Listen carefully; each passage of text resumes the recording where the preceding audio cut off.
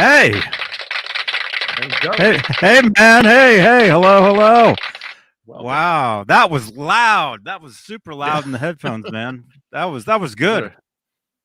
Yeah, that was for me. It was loud. It was definitely loud for me. that was awesome.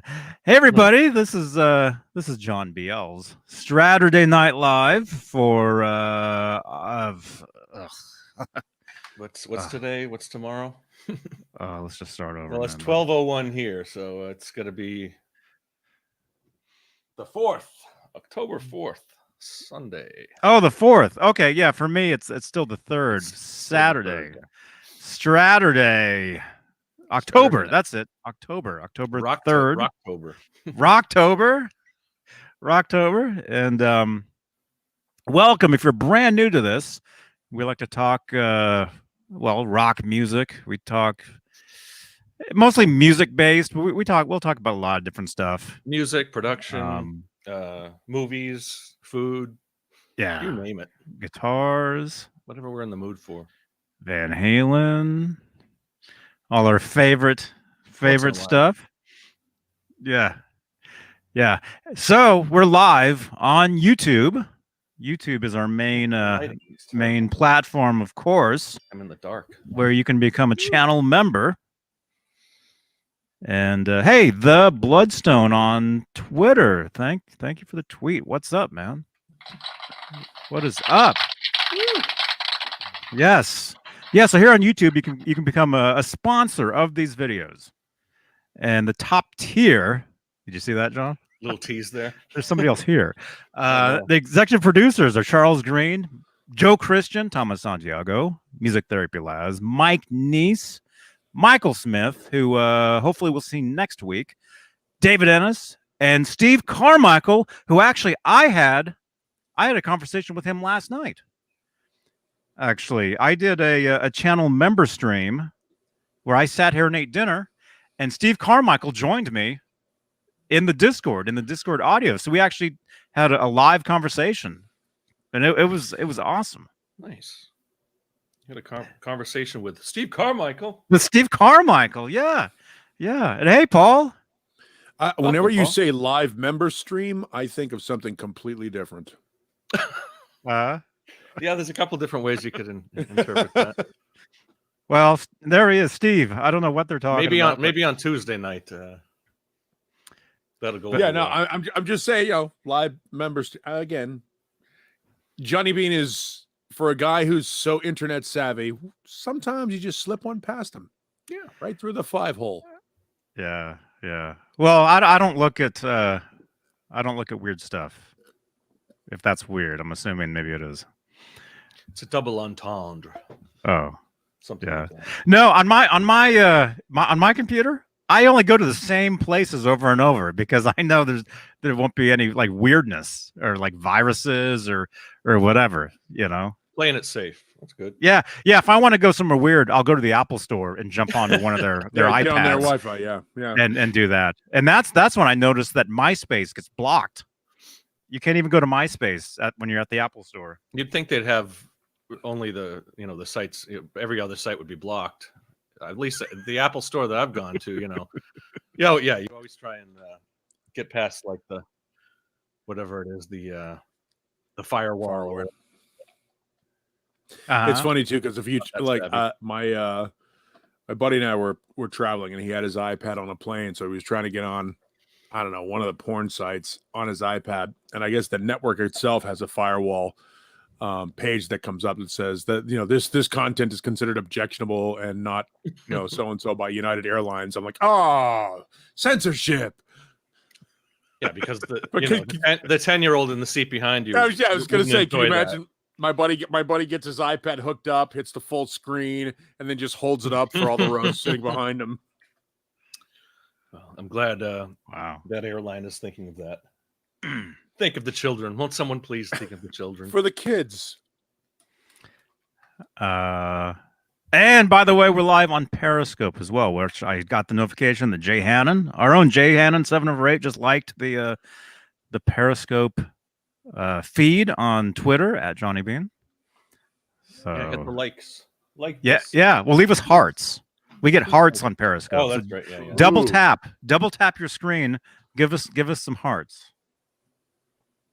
Isn't it like an unlimited number? You can just keep hitting it, and then hearts just keep floating by. Yeah, you keep going and going and going, and the person that left the most hearts is like top. It's like the top heart. What is it? They win basically. And what do you? I was gonna say, what do you get for that? You get a little certificate to put on your refrigerator. I don't know. It says we have 4 people over there, so that's cool. Yay. Yeah, see right there. That's us. Oh, nice. Yeah. In case you didn't hear it the first time. Yeah. So yeah. Welcome everybody. Let's see who's well, wait, what am I forgetting? What am I forgetting? This is a podcast, or it's supposed to be. What else? We have a channel sponsor by the name of Tessie Switch. So if you want to get a kill switch, go through Tessie Switch, and Nightbot will give you for all the your link. switching needs. Yeah, for all your kill switches. Let's see. There we go. If Nightbot's around, the link should be right there. Thank you, Amanda Coombs, for liking the Periscope link as well. See, I get Facebook alerts and I get Twitter alerts all right on my screen.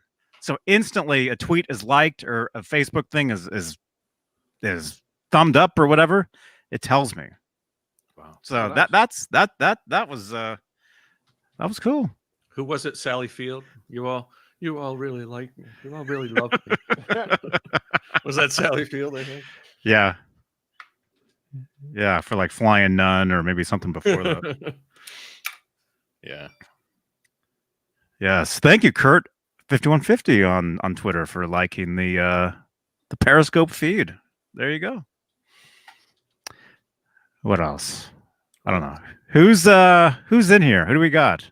Let's check it out. I did it last night. Who's participating tonight? Well, I'll start. I'll go. I may as well. It's my show. Yeah. I see David Ennis out there. Hugh Caldwell, James Gum. How's my mic? Is that all right? Can you hear It's me? nice. Okay. Good. Wayno, thank you for liking the Periscope feed on Twitter. Janice Lala, Kevin Bethel, Kurt S5150, KXM Rock, Lenny Lou, Nightbot, Rico B, Damas Santiago, Thunder Falcon, Tom. Everyone's like leaving now. It's the list is getting shorter and shorter. Tom, Vista Light 1972, Wayno A, Zach Thong. So the participants are getting fewer and fewer, but tell us where you're from and say hi to us. I don't know what that means though, because you say I know what you mean though. I used the participants participants view last night, and yeah, it kind of it varies, but those are the people that are in the chat. They're actually saying Jay, hi. I saw that too, Jay. I know my car keeps disappearing. Yeah. Oh, look who's here. Is it you have a security light out there? Oh, there's Ned. Yeah, it's Ned. It's Ned hitting the light on and off. Nice. Yeah, I've got the door open because it's like 100 degrees in here, and it's horrible. So as long as a skunk doesn't walk in, or as long as Ned doesn't bring anything in, it's good. Well, everyone's welcome in the Beane household as long as you don't bring anything dead in, right? Sure. Or spray a stinky liquid. Yes. Anyway, a couple people saying Thunder Falcon from New Hampshire, welcome. Dane Zimmerman, hey Dane, how you doing? James Gum from New Orleans. Let's see, David Scher. David, who else? Amanda Coombs. Lenny Lou. And Mary. And Mary too. David Ennis. I think I said hey David, the legendary David Ennis.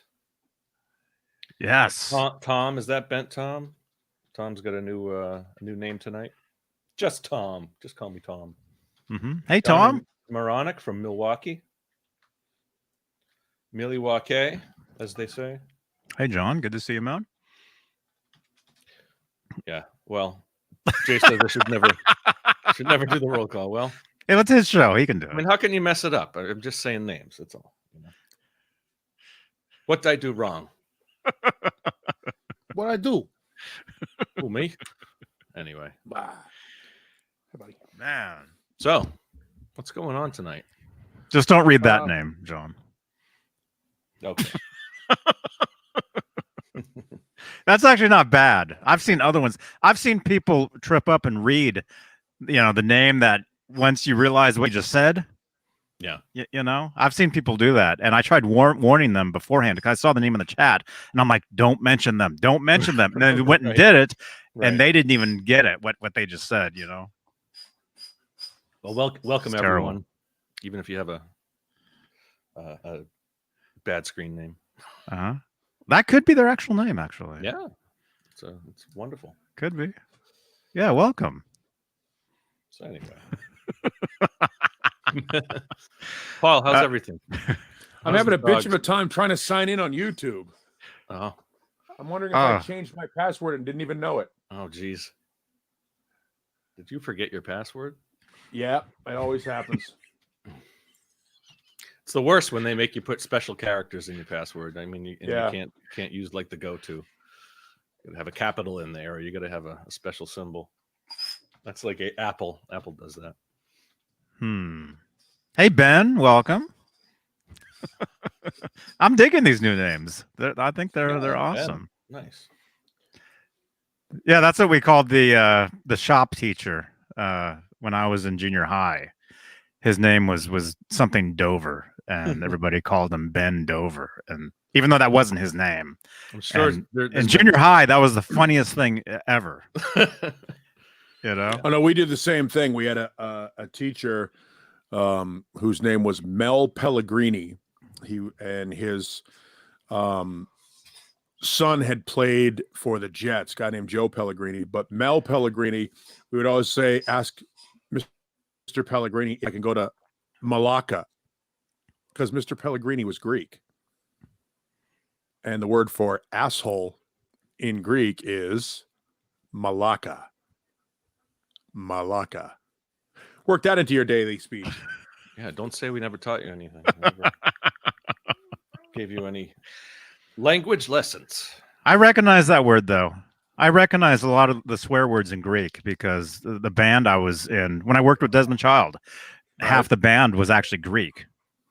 So, you've heard that word before. I remember hearing all these they would be saying these certain words over and over and over in Greek, and it's been 22 years, and that's the first time I've heard that word. And I recognize. You've never heard Malacca before? No, I mean I've heard it since. Oh, okay. Hanging out with. I was like, there's no way you hung out with Greeks and didn't hear that word. I heard it all the time. I heard it all. Now that I think about it, I heard it all the time. But I never knew what it was. Although I knew it was a swear word because they're always laughing when they would say it. Yeah, if they call somebody Malacca. Hey, Malacca. Yeah, and that's why so many to be directed at you, Johnny. Oh, every time I picked up the phone, that's what they called me. Now, yeah. And it's funny because I knew the word before I saw Weird Science, and the scene where they're in the bar and Anthony Michael Hall goes, "What is she doing with this Malacca?" He's like, "She likes Malaccas. What can I say?" I saw that. I was like, "That's awesome."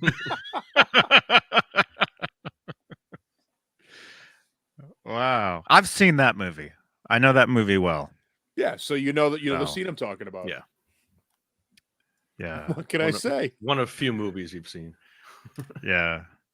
Yeah. Well, no, I mean when you're younger, that's all you do is watch movies. Yeah. When you're a kid. And when you get older, that's all you do is watch movies. Well, it was one of those movies that was always playing on TBS or USA Network back in the day, or even HBO, all of them. The ones that you could, or you'd rent it. You'd rent it. Or it was always and before Blockbuster. At least in our area, we didn't have Blockbuster until the 90s. Yeah, it's when you grow up in Massachusetts, especially in the Boston area, we were like the last city in America to get cable. It was amazing. Like cable was, they were still digging up the roads in like the late 80s. Oh yeah, I think laying New Hampshire, cable television in Boston. 1988, I think, or 87. I was in 7th grade, so yeah, That was they had it, and all the suburbs had it, but the city didn't because they couldn't work out a contract to figure out if they were going to put the cable on the telephone poles, which meant they had to deal with the phone company, or have them buried underground, which meant you had to deal with Boston Public Works. And apparently one of the unions or the other one didn't get greased quick enough. So meanwhile, everybody else is like, fuck, I don't have MTV. Yeah. Lenny Lou, I do know the Golden Banana. I actually had a roommate that danced there. Nice. I've heard of it. I don't think I've ever been there, but it's up. That's like on Route 1. Route 1. Yeah. 1. They closed it down. It was, it was a skin bar. They closed it down, tried to bring it back as like a nightclub with exotic dancing to try and work their way back into skin bar. And I think the owner was involved in some shady business and or drug deals. I know what you're thinking. Guy that owns a skin bar involved in drugs. What are the odds? Right? Very good. Well, It'd be surprising if they weren't.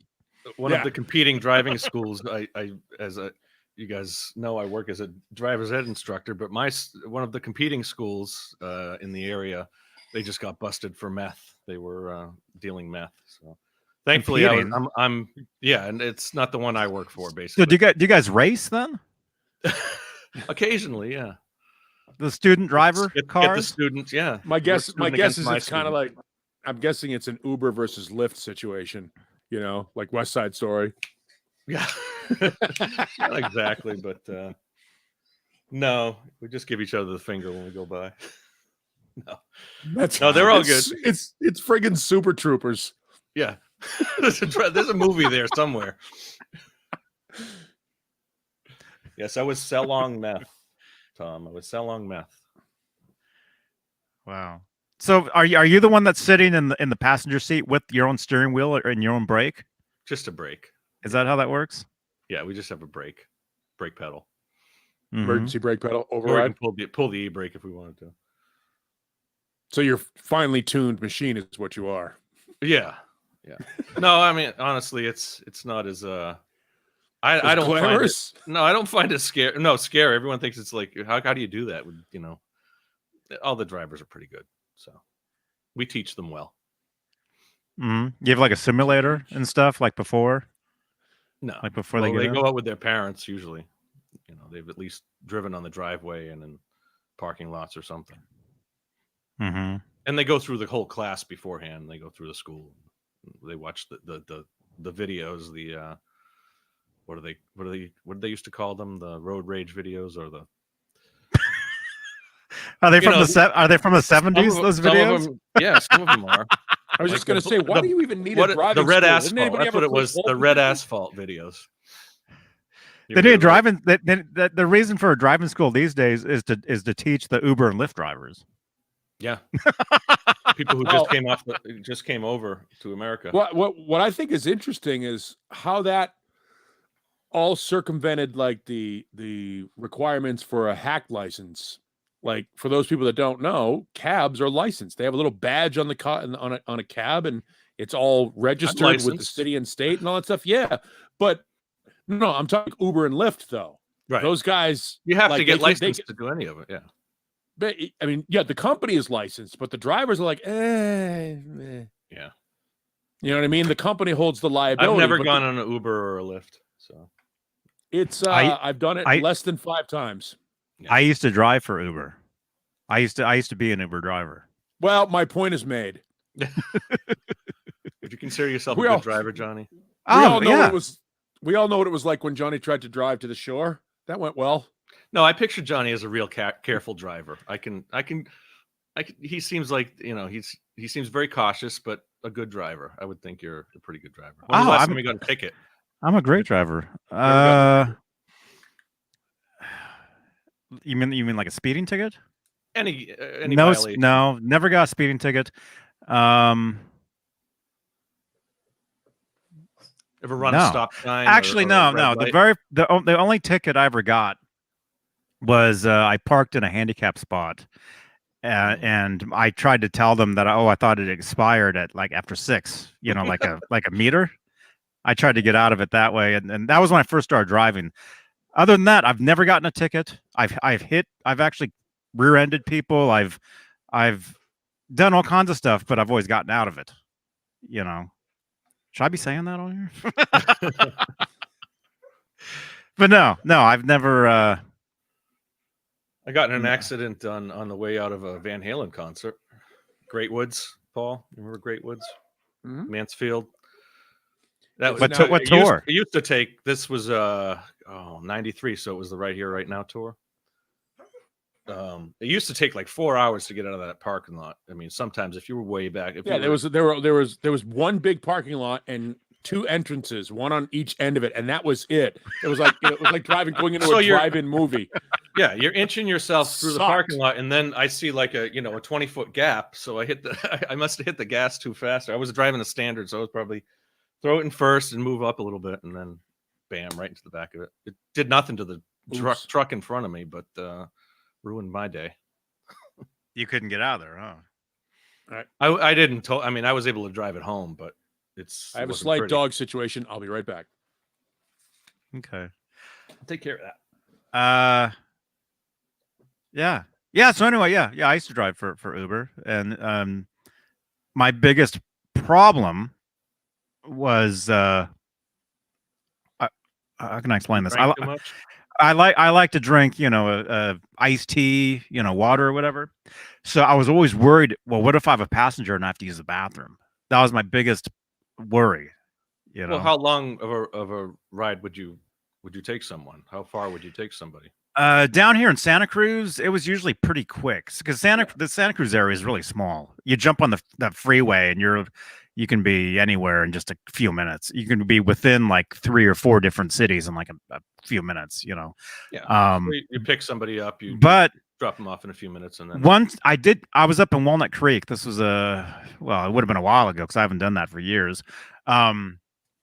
One time I picked up this lady from BART. If you know what the BART system is, it's the Bay Area Rapid Transit. It's like a monorail subway type of thing. And I picked her up from the BART in Walnut Creek, and she wanted to go to San Francisco. And I remember thinking, how come you didn't just stay on the BART? The BART will take you right to San Francisco. I didn't understand it, but anyway, so I drove all the way from Walnut Creek into the city. Do they tell you where you're going before you pick them up? Yes. Yeah. What happens is your phone goes off and it says, here's a ride. It says exactly where they want to go. It says who they are, and you can choose to accept that ride, or that first one, first come, first serve, the first one Uber. It's whoever's closest to whoever's making the call. That's how that works. Yeah. So anyway, I drive her all the way into San Francisco, and it was cool because I've only been in San Francisco a few, last so many years, only like a few times, but drove her into the city, and that was great. And then all of a sudden I drop her off and I'm like, I got to use the bathroom. So, but I didn't hit I didn't turn the app off fast enough. App goes off again and I accidentally accepted it. Oh, jeez. So I'm like, I got to find a bathroom. Now you're stuck in San Francisco driving people around. So what I did, I drove. Yeah, well, what I did was I drove and I found a porta potty. I stopped in the middle of the street, had a padlock on it. Oh God. So what I had to do was I had to find a street that was somewhat, that wasn't too many people on it. Find some woods. I had one of these cups. I had one of these cups, and I just used one of those cups, Yeah.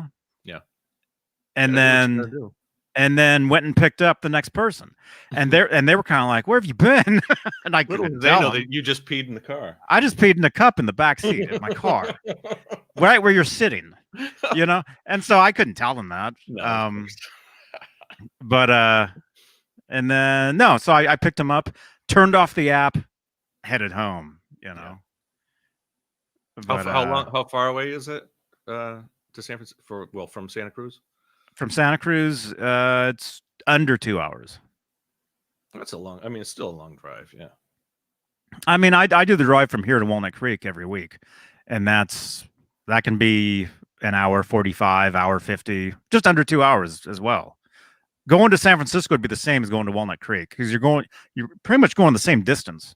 Yeah. But one of them is more inland. You know? I used to drive to New Haven every week after I moved back here from college, and that's about a 2.5 hour drive. Mm-hmm. Yeah. Need a lot of mixtapes and a lot of caffeine for that stuff. Yeah. Yeah, these cups are great to have though. If you're on long drives, what I do is I'll get 2 of these. I'll get an actual tea, and then I'll get another one with just water. And then when I get in the car, Starbucks? Where's that from? Yeah, Starbucks. Yeah. I'll pour the water out, have the extra cup in case you have to have it if you're stranded somewhere. We're still talking about peeing in cups. Yeah, let's move on. Let's talk about guitars. Let's anything interesting. I mean, this is just you're boring me. When you start boring me, or I'm boring me, I guess. You know, we're all. What do we got? What's going on? Give us a topic in the chat. So there were a few questions, I think. The question is, why is it just the 3 of us tonight?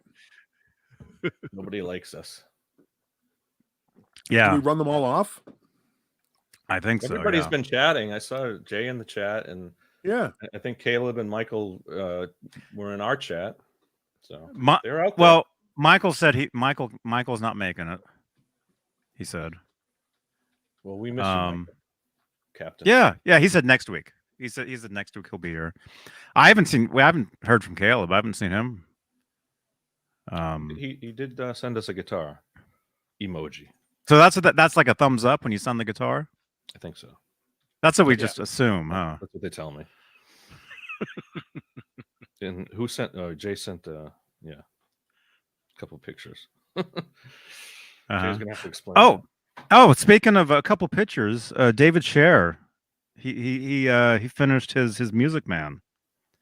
Nice. You know, he was painting. I guess he was painting it. Is it the one you showed the other night with the quilt top, or? Yeah.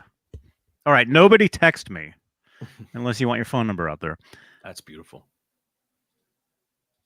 Yeah, that's nice, man. Did he do that, or is that one that he had Craig do? Oh, I don't know. Is it a complete refinish of the top? He did a whole custom paint job on it, and the headstock. That's beautiful. Mm-hmm. They never.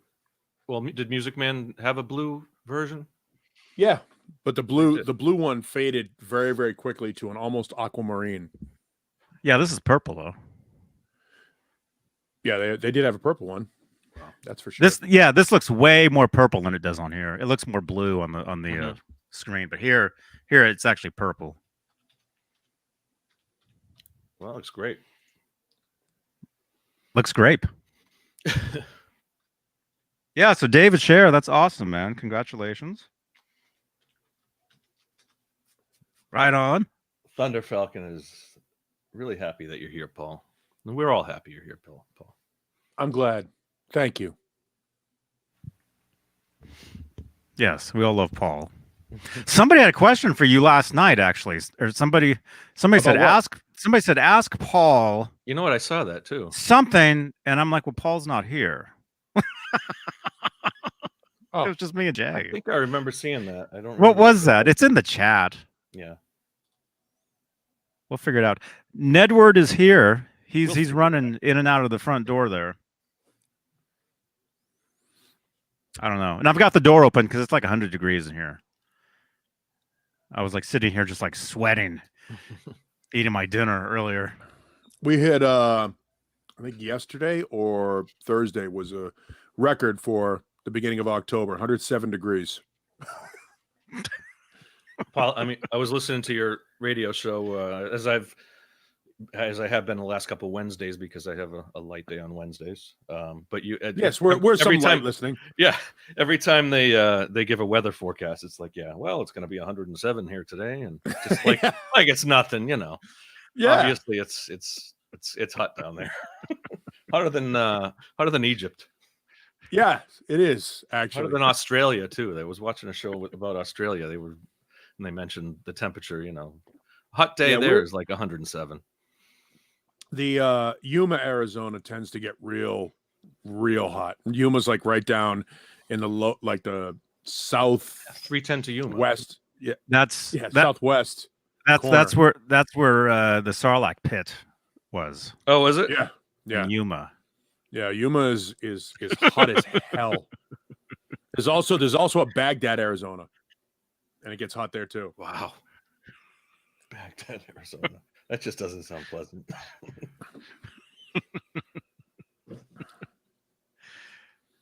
Man, I thought it was hot in here. Where's Death Valley's in California, right?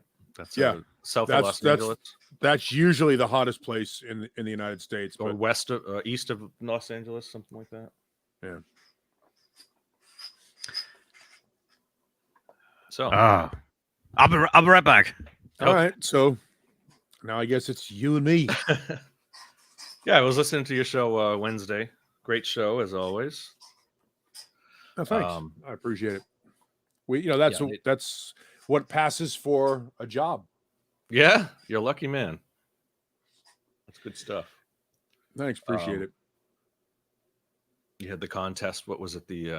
What do you give him a minute to do? How many songs? We get 30 seconds. You get 30 seconds to name 7 songs. The guy on Wednesday kicked ass. I mean, he got it done in 15 seconds, I think. Yeah, he's won before. Yeah.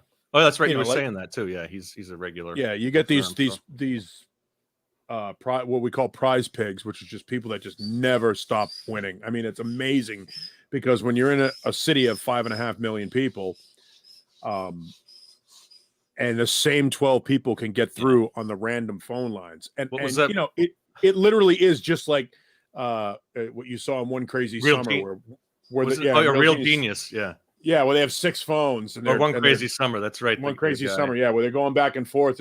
That's a genuine thing. People do it at work. They've got dialing programs. Like their job. Yeah. Yeah, it's insane. Funny. Yeah. Those were great. Yeah. The crazy uncle in the bunker calling every 5 minutes.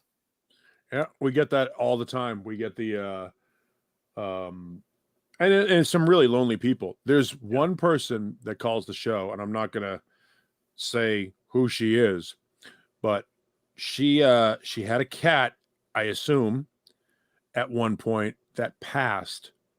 So because she couldn't bear the idea of getting another cat, she has an animatronic cat that won't die. Yeah, it's like a robot type thing of some sort, like a stuffed animal, and when you pet it, it purrs and all that stuff. Shows affection, yeah.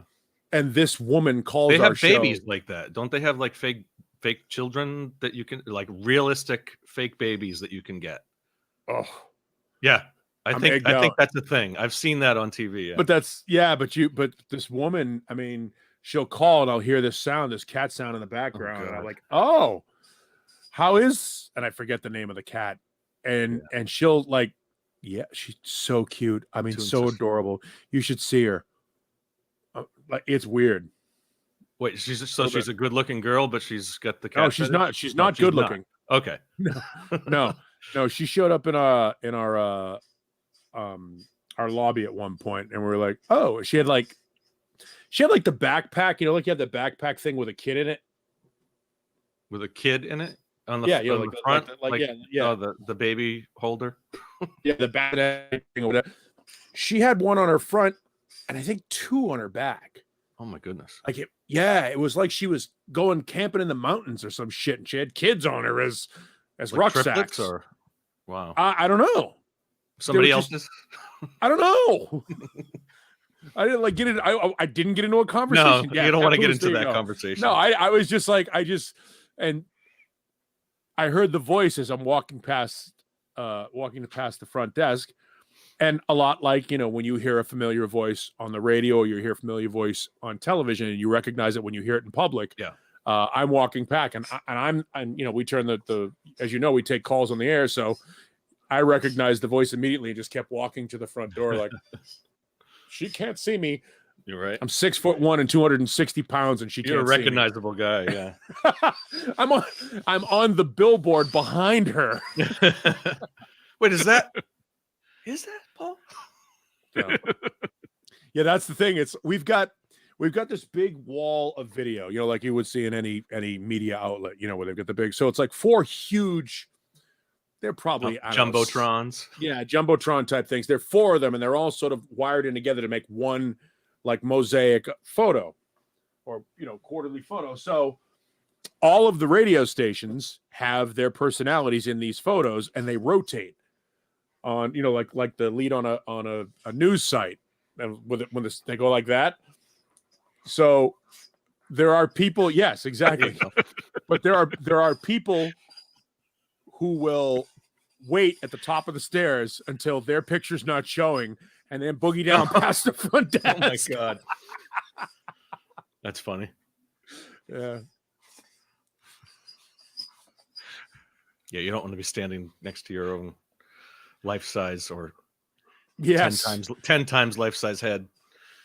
Yeah, it's well, that's just weird. It's weird to see your face on anything, or your name on anything, or them like talking about you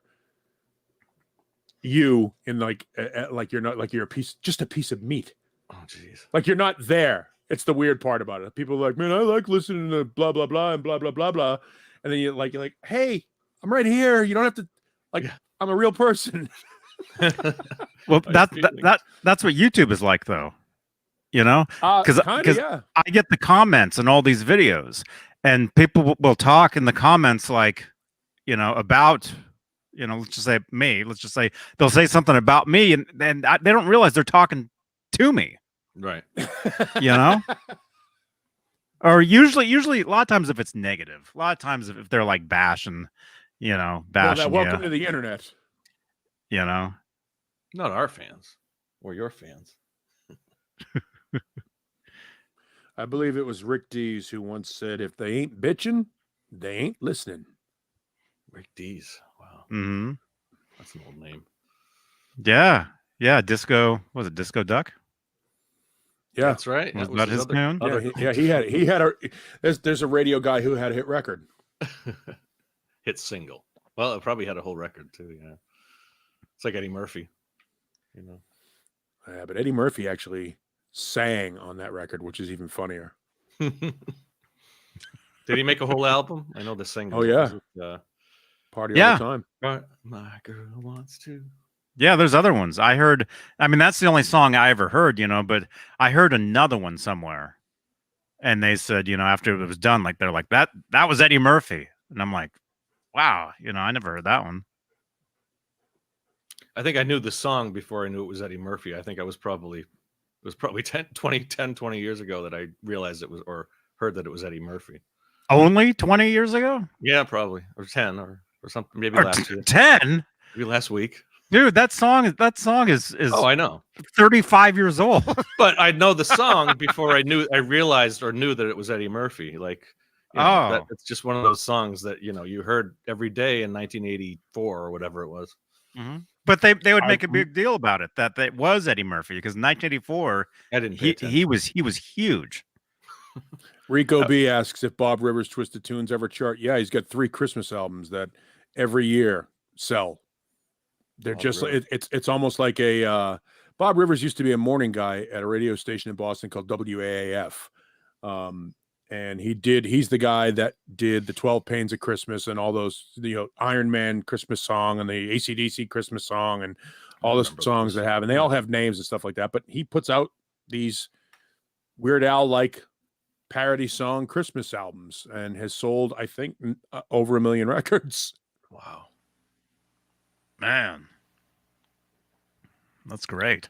Impressive.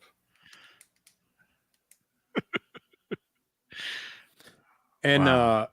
I remember my entire childhood was proven to be a complete lie when I found out that Chunky A was Arsenio Hall.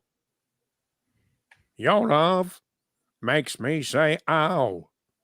You've never heard that song? You don't remember that song? I'm sure I've heard it, but I don't really. Yeah. It doesn't ring a bell. Yeah. Maybe Jay remembers it. Jay's eating a cookie right now, but he is with us. Cookie. And he's wearing the same shirt as yesterday. Yeah, I didn't shower today.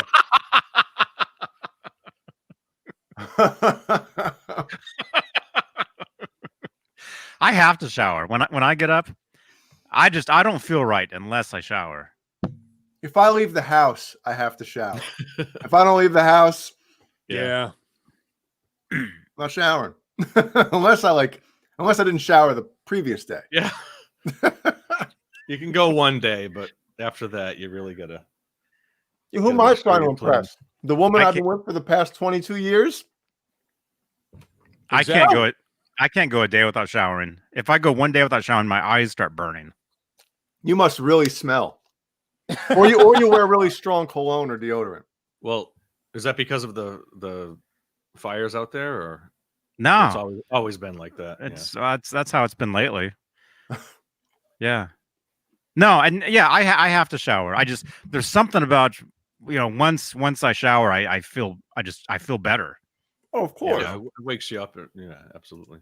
Zestfully clean. Yes. You got to get that morning zest. Well, Jay, man. So we've talked about peeing in cups. We've talked about. So usually I jump on a few minutes late on Saturday night because you and John usually talk about the weather for friggin' 10 minutes, and I'm like, all right. And then as soon as I find that window, that tiny window, I got to get the show.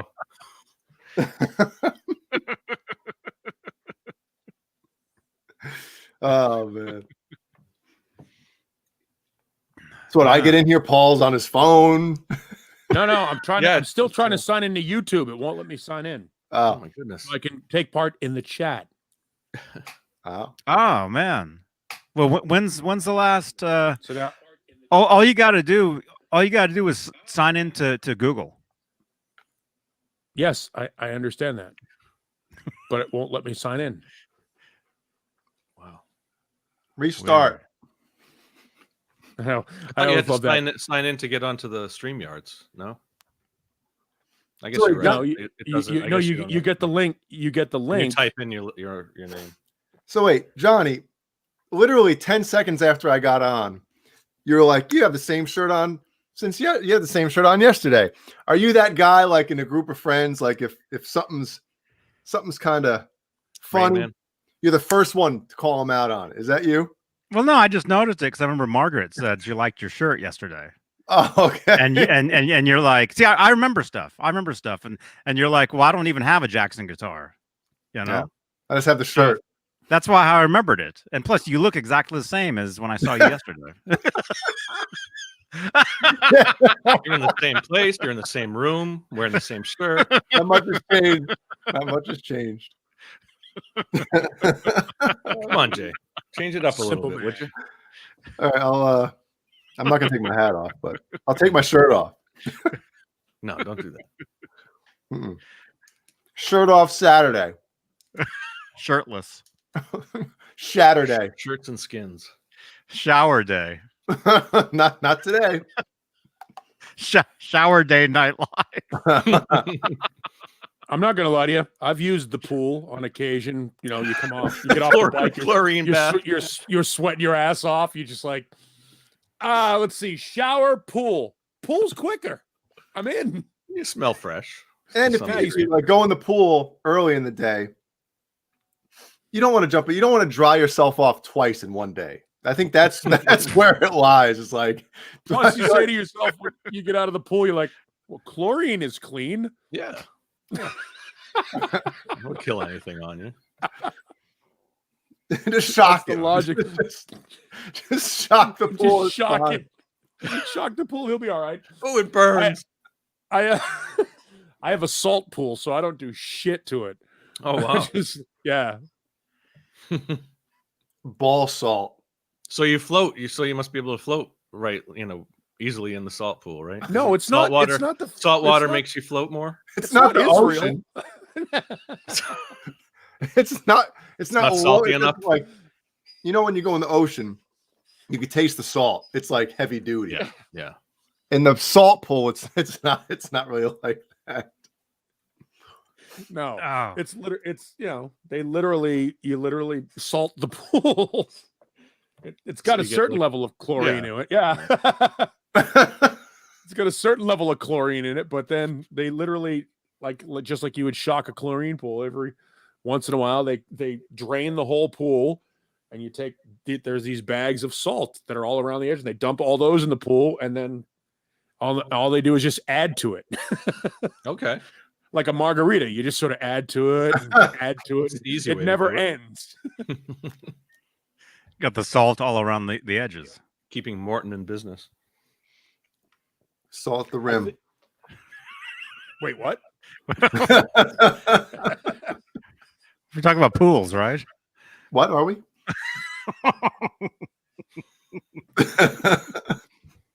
Oh man. No. Anyway, good to see you, Jay. Good to see you guys too.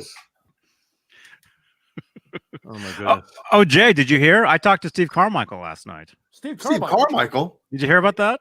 No, Because after Oh, we were Steve after we were done, I went and I got some food, came back, and I did just a channel member only, just live stream, just me, just sitting here, and Steve Carmichael and a couple other people were in the chat, and I'm like, well, hey, call up, jump into the Discord, call up, call me on the Discord, and he did, and we actually talked. And every time you said his name, did you yell it to him? So Steve Carmichael, what were you do? What'd you do today? What'd you think of the show? No. Oh yeah, there he is. There he is, right there. Oh, and there's Paul. You made I it. finally made it. He's in. Awesome. Took me forever. It just wouldn't let me log in. Nice. Forever. Yeah, it took me an hour to eat that one cheeseburger. It's A really whole weird. hour. I don't. On Facebook for a long time in the beginning, people all they did was they posted pictures of their food, and now Johnny has taken it to the next level where he's actually eating while people are watching.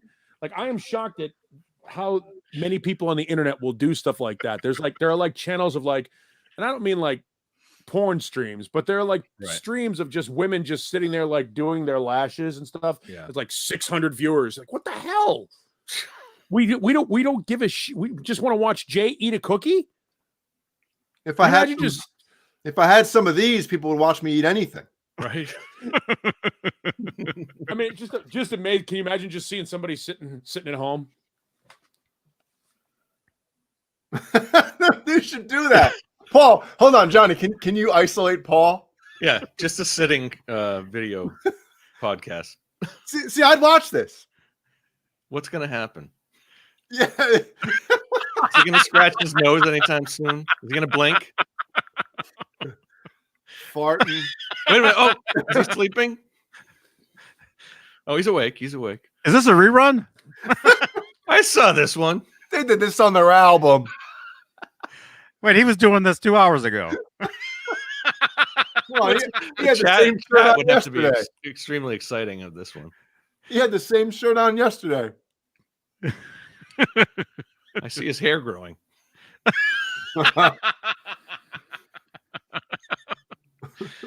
Wow.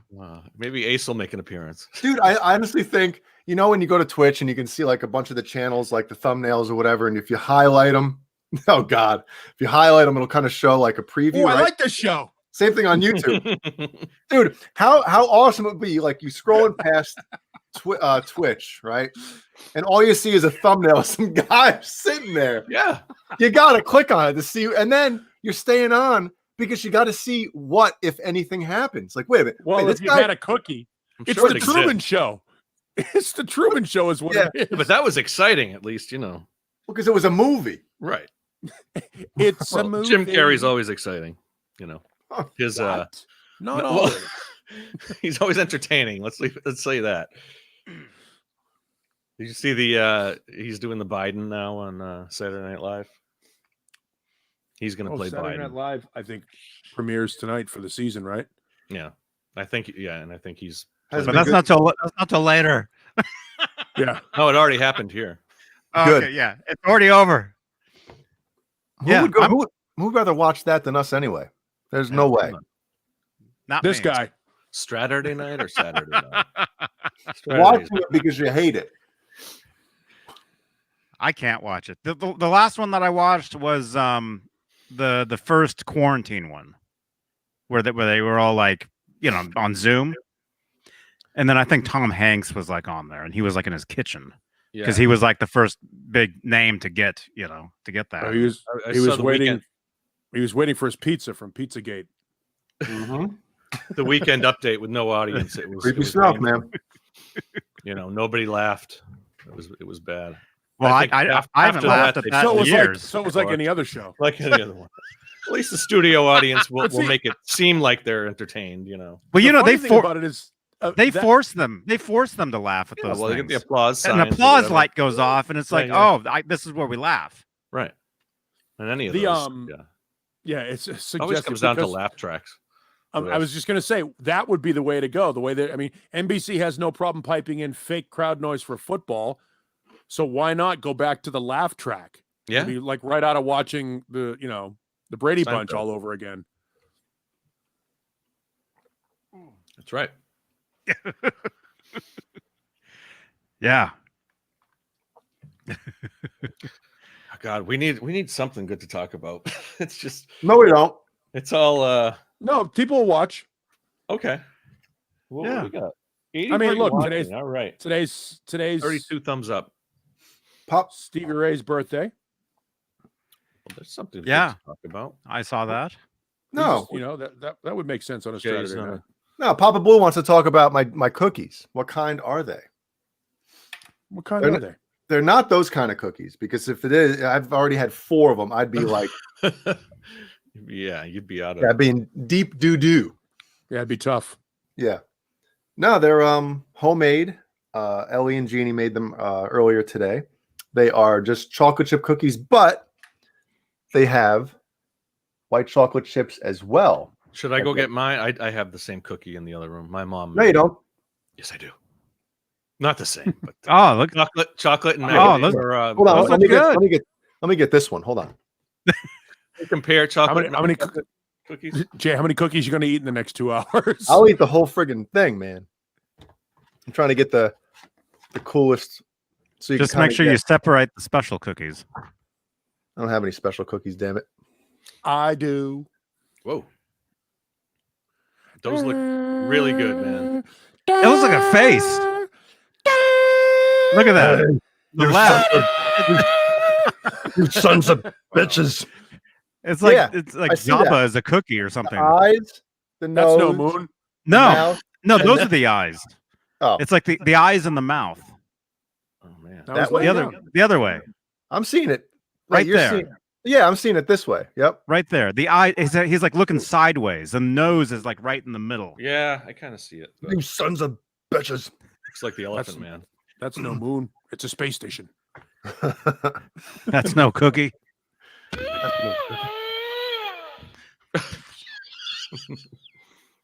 Man, these are good. These are good. Yeah, half face. Join Yeah, us he looks. next week when Jay will be playing the role of.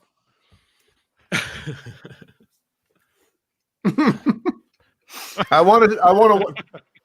You got to do it one day and see how many viewers you get. You know, people Just sit stick. there and do. Well, what we need is Jay, like the a idea guest. that I can keep my mouth shut for that long is retarded. That's not going to happen. We need a guest every week to just sit there. We'll have them highlighted, and we'll just talk over them sitting there like that. You know, if you'd like to be on the Johnny Bean Show, we could probably make that happen. But you'll have to sit there in silence. The thing Or is, or it could come on be. and talk with The us. thing is, it could just be a video loop. At that point, you're just like, oh. You gotta watch carefully to see if it's repeating or if there's Look at the where clown There should be a clock behind them. Or Yeah. the. Just Oh, what is that? Look at my nub. yeah. my You God. Oh, okay. That face is upside down. Turn it I don't over. think you mixed the ingredients well I enough. see the face. Well, on I'm that not- one. it looking looks at like the, you turn it over. It looks like a Chicago Bear. I'm talking. What? I'm What do talking you about see? this thing. Yeah. There's like this pee hole. There's the pee We're hole. talking. Oh. We're talking about practice. We're talking about Oh, practice. practice? Man, these are so good. Wow. We're talking about practice. Mm-hmm. Mm-hmm. You Yep. see what you want to see, Hellface. All right, so now I guess we can talk about Stevie Ray. I guess now. Stevie Now Ray you're Vaughan. done. You're done. No. Welcome to Cookie Talk on Saturday night. Jay, what was the recipe for those cookies? My wife just wings it every time. Nice. So she's a good cook then. That's the way to do it. Yeah, I hit my cookie on my camera. That'll be the thing that was written in the police report. Cause of death: wife just wings it. I don't know what I put in those cookies. Yeah, she just closes her eyes and reaches into a cabinet. Mm-hmm. It's the mystery ingredient. That'd make for a great cooking show. And who makes the best thing without looking? Mystery Meal starring Jay Hannon. Now, I'm allergic to too much stuff to do mystery meals. So what's everyone's favorite Stevie Ray Vaughan guitar / come on. song / album / live show? I was never really a fan, so I really don't. Nah. Meh. It's a meh to me. Right. I mean, well, then that's Johnny's opinion. No, I mean that's kind of mine. I wouldn't say I'm not a fan. I am a fan, but I've listened to his music. I like it, but it's not really my thing. Like, I don't put on Stevie Ray myself. Yeah, I would never put it on. I mean, if it was on the radio and before I could change the channel, if I had to hear some of it, I would hear it. No, it was never my thing. Although you would turn it off though. Yes. Really? Oh. Wow. Yeah. Well, that's one that, I wouldn't necessarily turn it off, but no. Yeah. I get why Johnny does it, because I turn off Clapton. I don't like Eric Clapton. So every time I hear an Eric Clapton song, I'm gone. Elton John, gone. Yeah. Billy Joel, gone. The Eagles. What I'm saying is I don't listen to my own radio station. He takes but I'm kind of like that with Clapton or Tom Petty. Do so that I can stay employed. Are you one of those guys, like, you put the song and you're like, God, if I have to hear this one more time? Oh yeah, you don't even know. It's just like we joke about it, but we're trying to figure it out. I've been doing it since 1986. So how many times do you think I've heard "Welcome to the Jungle"? Yeah. Well, it's like Aerosmith in the 90s. Well, that came out in '87. I got sick of Aerosmith. Dude looks like a lady. Yeah. You know what I mean? I'm not just talking about. I mean, at work. It's your fault. Paul. Right. Yes, it's my fault. Well, here's the thing. This is why people ask about why radio stations, why it sounds like they play the same 12 songs over and over and over again. There are different categories of things like that, and that will happen. The problem is you still like those songs. Yeah. Like all of those songs. Most people still like. Yeah. Most people, like if you go into any bar, your favorite or if you're going to play pool somewhere or go bowling and stuff like that, same music on the PA all the time. Yeah. People pay to hear the same 12 songs over and over and over again. Paranoid paid for that house that Ozzy and Sharon live in. People like what's comfortable, and what's comfortable is you go to a hockey Alabama. Game, you go to a basketball game, and they're playing arena rock. It's all the same stuff over and over and over again. Football, and it's because it endures. I'm not necessarily say it's better. I don't think Clapton is better than Stevie Ray Vaughan, but those are the songs that endure. And when people dig on something like that, or don't dig on something like that, they turn away from it. Stevie Ray Vaughan has a very, very specific, a particular set of fans. He's got, some rabid fans. And then there are the people that are just like, meh. Yeah. Because you can tell right now just by how many Stevie Ray Vaughan songs you hear on your local classic rock radio station. 1, maybe 2. Yeah. Look at Little Sister and The Sky is Crying. And those the one songs, and the one that has you hear, the one that has the Pretty Woman riff in it, right? Cold Shot. What's that one? It's piano. Yeah, but those don't get played anymore. That's the only one I can think of is that one. You know what makes me laugh? Makes me laugh? When somebody calls up a radio station and requests the songs they play all the time. Lady, we played 20 minutes ago. Isn't that like the inside thing? Like people, you didn't they used to have people calling in for those songs specifically? Only the secretary. Those are the only ones they could play. Hey, Jan, can you call and request Welcome to the Jungle? The funny thing about it is, though, Jay, think about this for a second. When you got your first single or 45 or CD or album of something, did you or did you not go to your favorite song, play as soon as it's over, repeat? I mean, Dude, that's why people don't give a shit. Brown Sugar from the Rolling Stones. What year did that come out? It's the same song on each side. So you flip it over and you play it again. People just don't care. They don't care. They want to hear their favorite song. That's why on-demand streaming and on-demand, binge watching for stuff on Netflix and Hulu and whatever it is that you're streaming your stuff on. That's why, because people don't care if you played it 10 minutes ago. They want to see it again and again and again. People watch repeats of Seinfeld. People watch repeats of The Simpsons. That was me. And all that stuff. That was me. Yeah.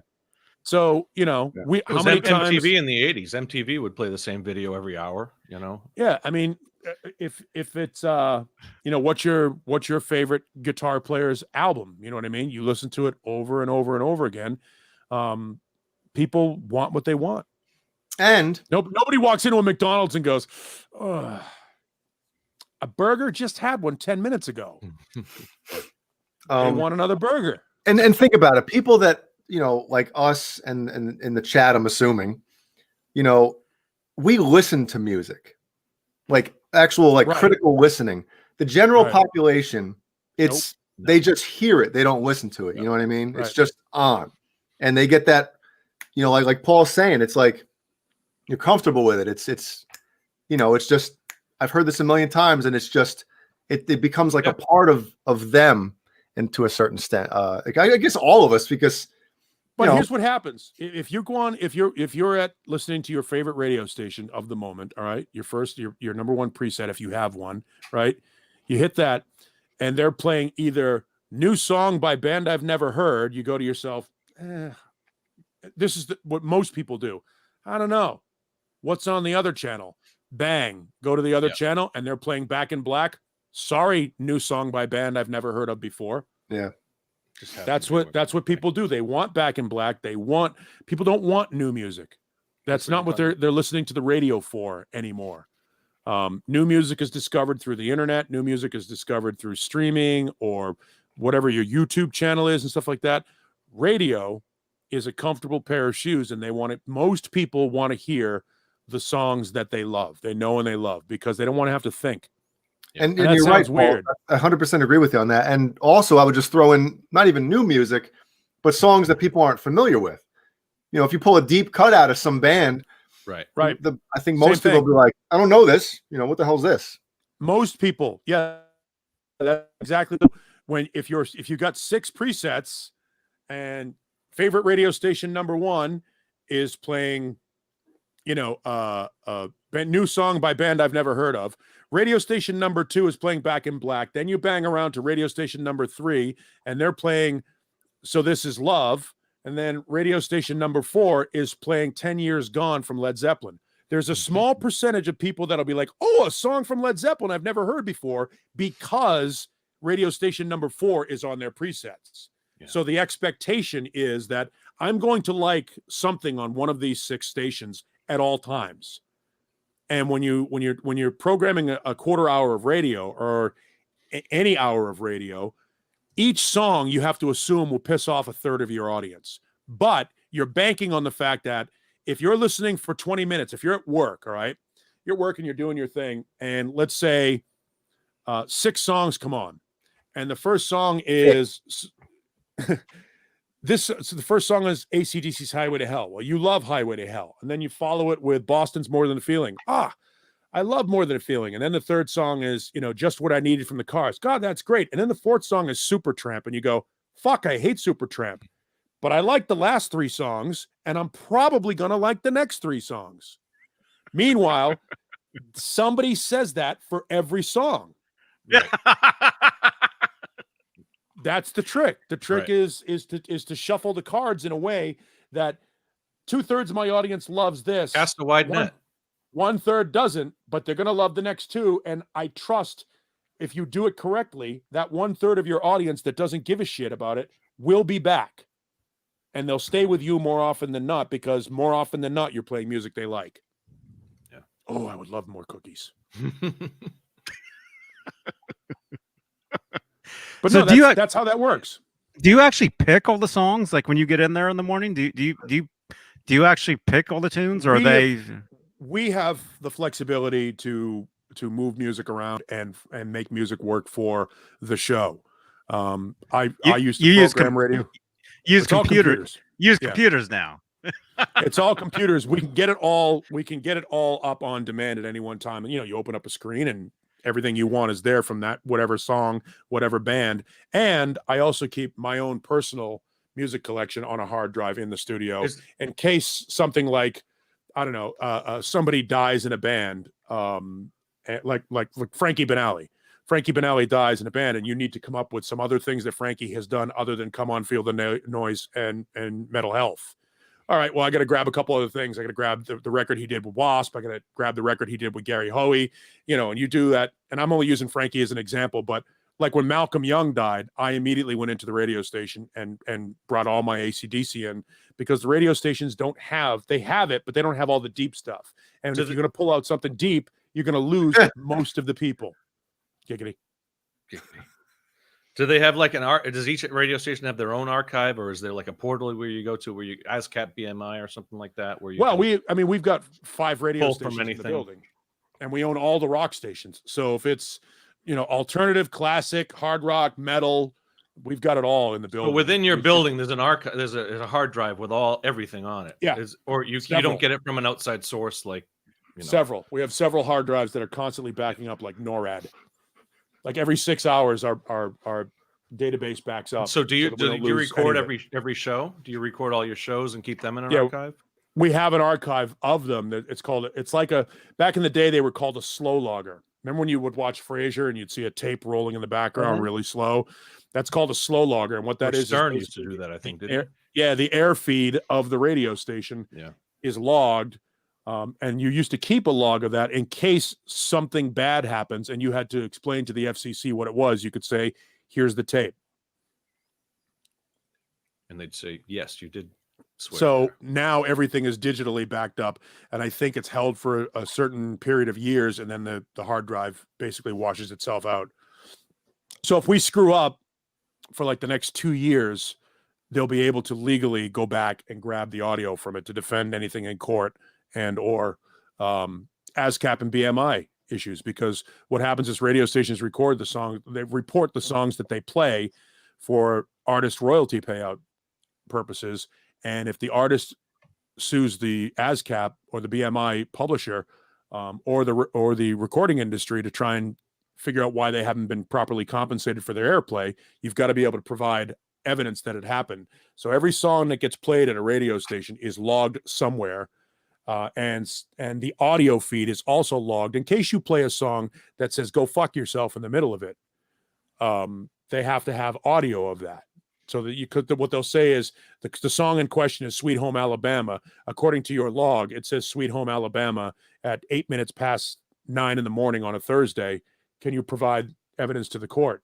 So you bring up the slow logger and you go to that time, that date, and you have to play that audio. And if the audio doesn't match what they recorded, here comes your fine.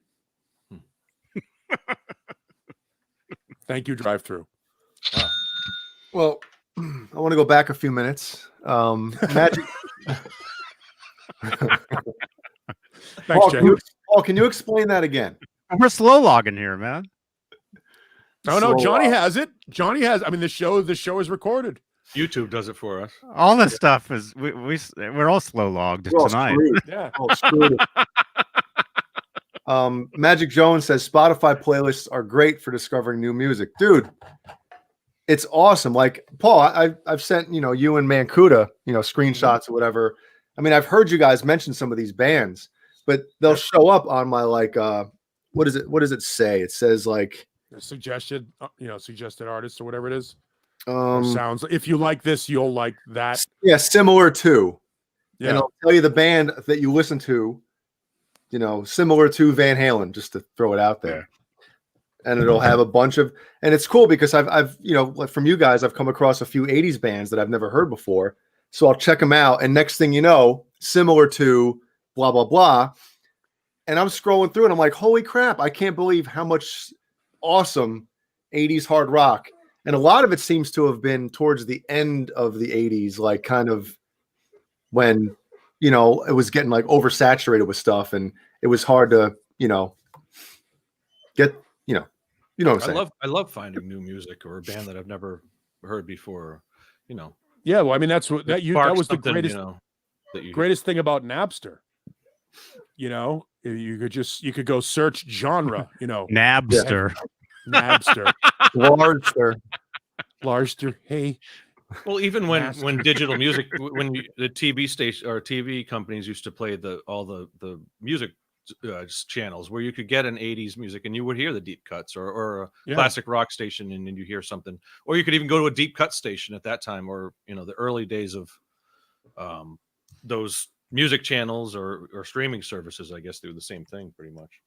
Yeah, and then, but you know, there was also that when the Macaulay Schenker group came out in the late 80s, all right, they were sort of a hair band. You know, that the song Anytime and the other song Gimme Your Love, they were two big MTV, you know, pop metal songs. So you find out that Michael Schenker was in the Macaulay Schenker group. All of a sudden you start digging back into MSG, you know, the early Michael Schenker group stuff.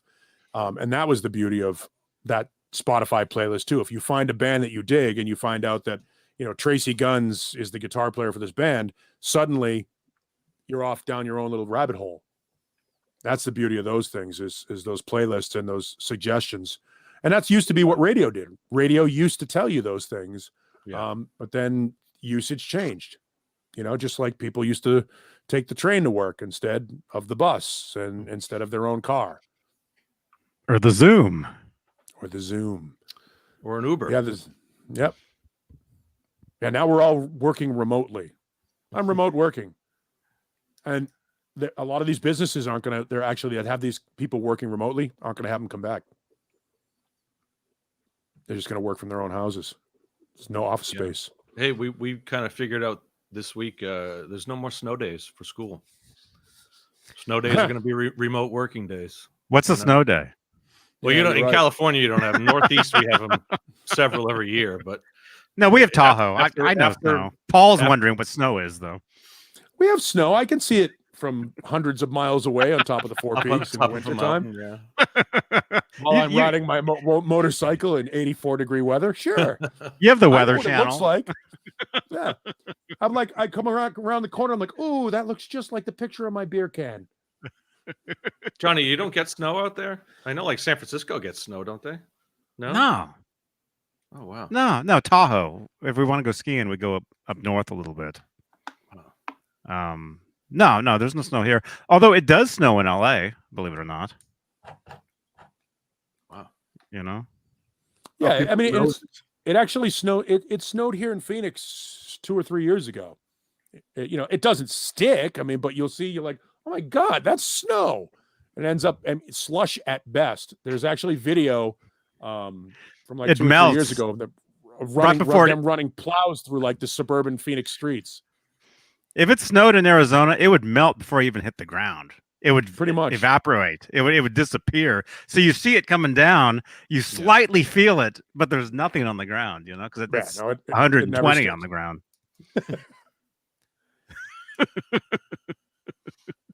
Now we're back to the weather. Yeah. Jeez. Yeah.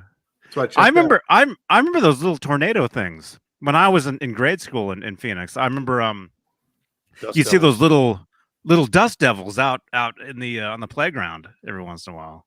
Mm-hmm. You know? Yeah. The funny thing about it, like when I first moved here and I realized that living in a trailer park is an Arizona thing, it's not considered trash in Arizona or New Mexico or some of the places in the desert Southwest. It's just like living in, an apartment complex. They just have trailers. And when a dust devil or something like that sweeps in, it's funny on the news as opposed to tragic when there's a real tornado rolls through a city and just destroys a city. When a dust devil rolls through a trailer park in Arizona, they're like, and severe damage here. And it's like one aluminum roof has been half bent up. And they shuts down everything here. State of emergency. Oh my gosh. Well, no, the ones that I saw were like tiny. They were like that tall. You know? Yeah, there are a lot of them. They have them in Nevada too. Mm-hmm. Now we're talking about wind. Yep. We could continue talking about Michael Schenker, but we'll have 4 people who care. Man, and we were talking about Stevie Ray Vaughan. I had another topic that was kind of related. And now I can't remember what it was. I guess. Well, that's good. Yeah. Good thing. Thank goodness. Oh wow! I mean, I guess, but that's Stevie Ray Vaughan in a nutshell, right there. Yeah. Well, what? It was something like about Stevie Ray Vaughan was interesting, but I just don't know what Stevie it was. Ray Vaughan had moments. He had little moments, like in his songs, in his live shows, and like you would, have moments of greatness. Obviously, I remember. Like that one video, you mean? That one video where he breaks the string.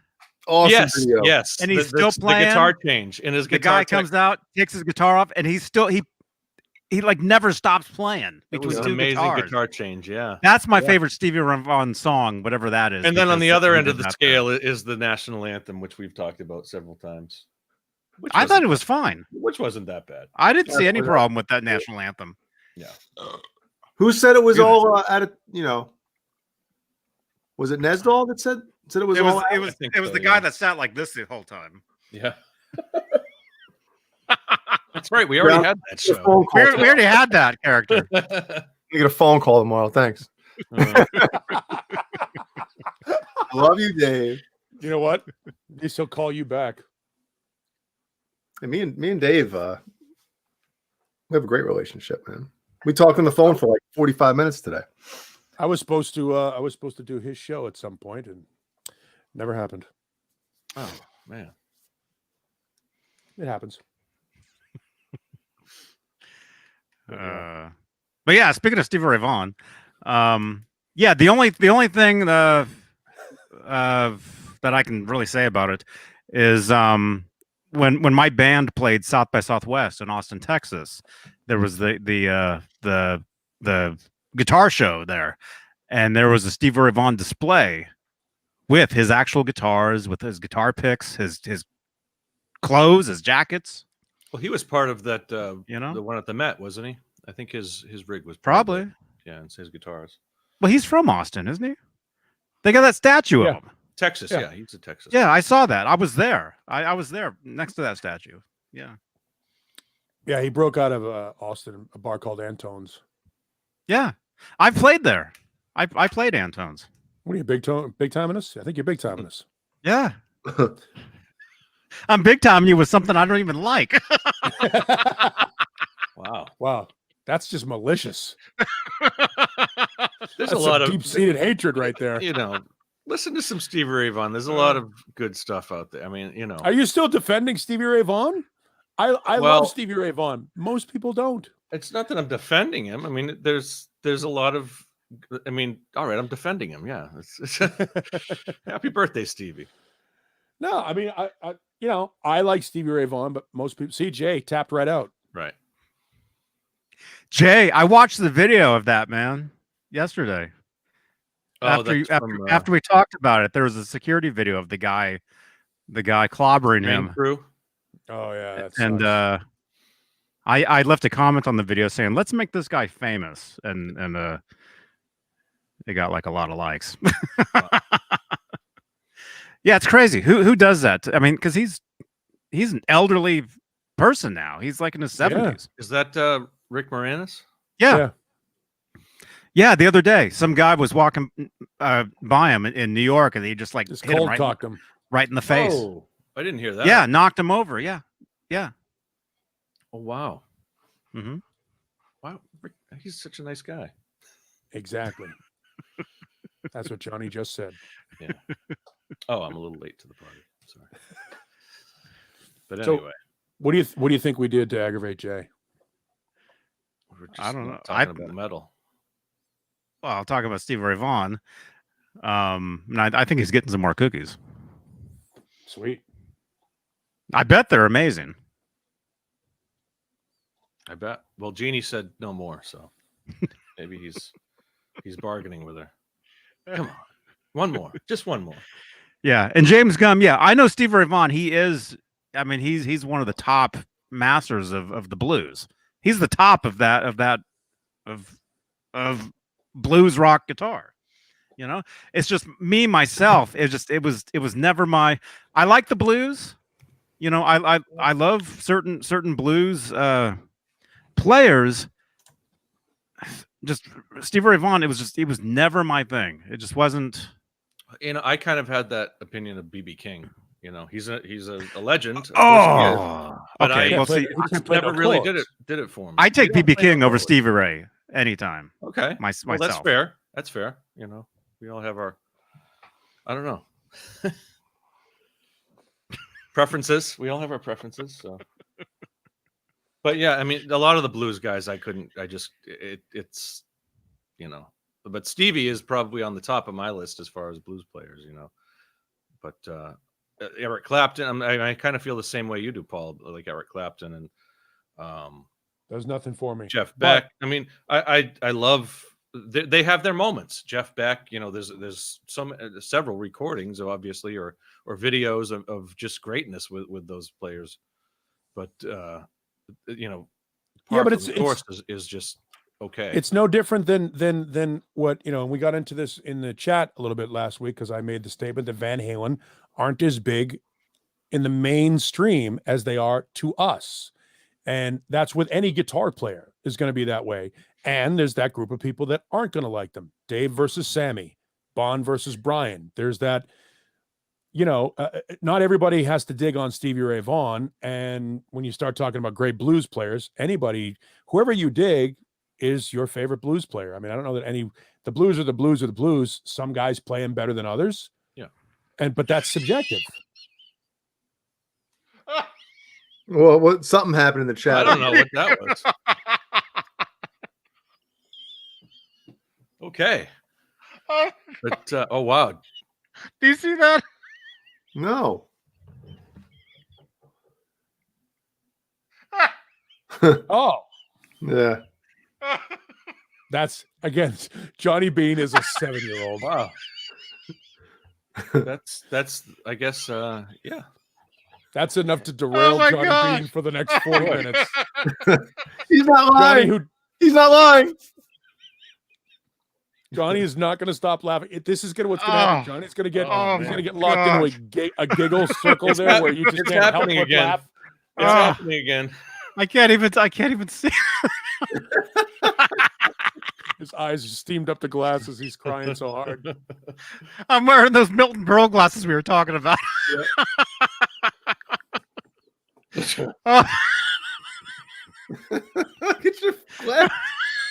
Wow. I think your eyes are just the glasses your face is turning up. red. Oh my god! Literally steaming. Oh my gosh! That deserves a thumbs up. Wow, that's too funny. A child. Oh. And people call Mancuda immature. Seriously, people call Mancuda immature. Oh. Why? Oh my gosh. Apparently all you have to say is fart and John goes nuts. He's like when you saw it in the movie Raising Arizona when they're in the trailer. I never saw that movie. On the wall. Of course you didn't. And the kid writes fart on the wall. You're like, it's a funny word. Yeah. I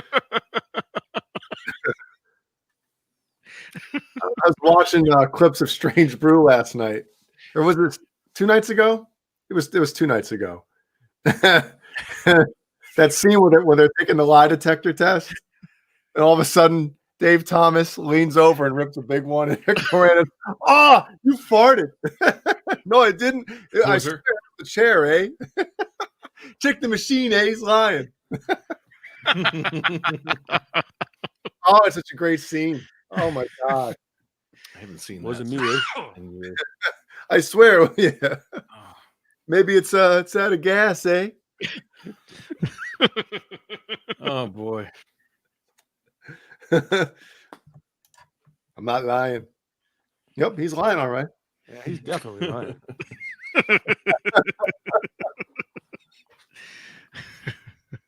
Oh, snap. Did that start on SCTV or did SCV? Yes. Or did Strange Brew come first? So SCTV. They created the characters on SCTV, and then they, every popular duo gets a movie. Yeah. And that's what that was. Yeah, it was SCTV's answer to the Blues Brothers. The Booze Brothers. Canada's answer to the Blues Brothers. Go that way too. Yeah. Man. Yeah, Strange Brews and one of my all-time favorite, especially as far as comedy movies. It'd be great. Let's just sit here and watch Johnny laugh. That's the channel, the new YouTube channel. Johnny just laughs. And again, I want to see if he'll stop laughing.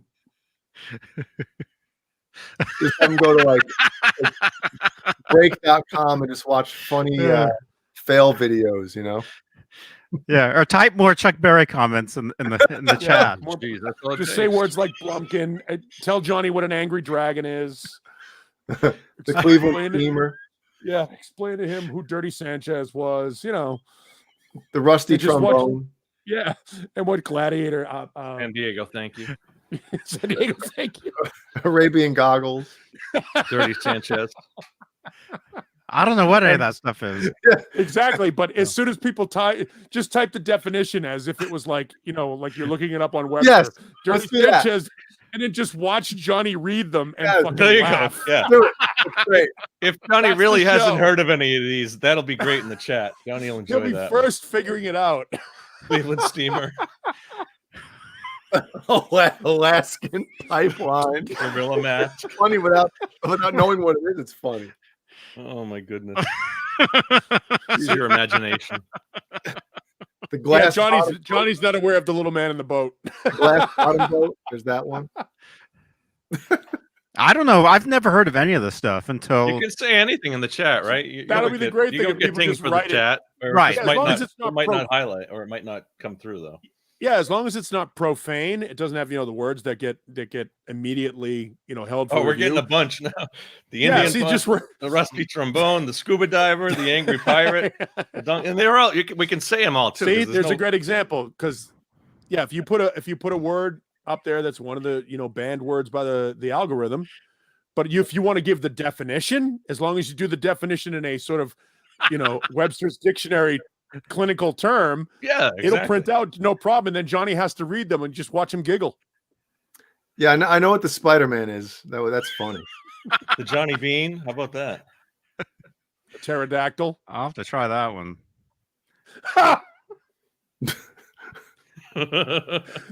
Somebody isolate that, and then isolate that video where I say the pterodactyl, and Johnny says, "I'll have to try that one," and then put the definition of what the pterodactyl is in print. Well, no. I meant what you before that. You said the Johnny Boone. You said the Johnny Boone. No, I know what the pterodactyl is because I've seen you do that.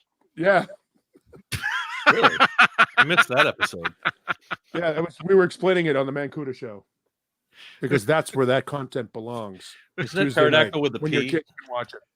Does pterodactyl have a P in it? It does, but the P is silent. Yeah. Playing the back nine. What is that?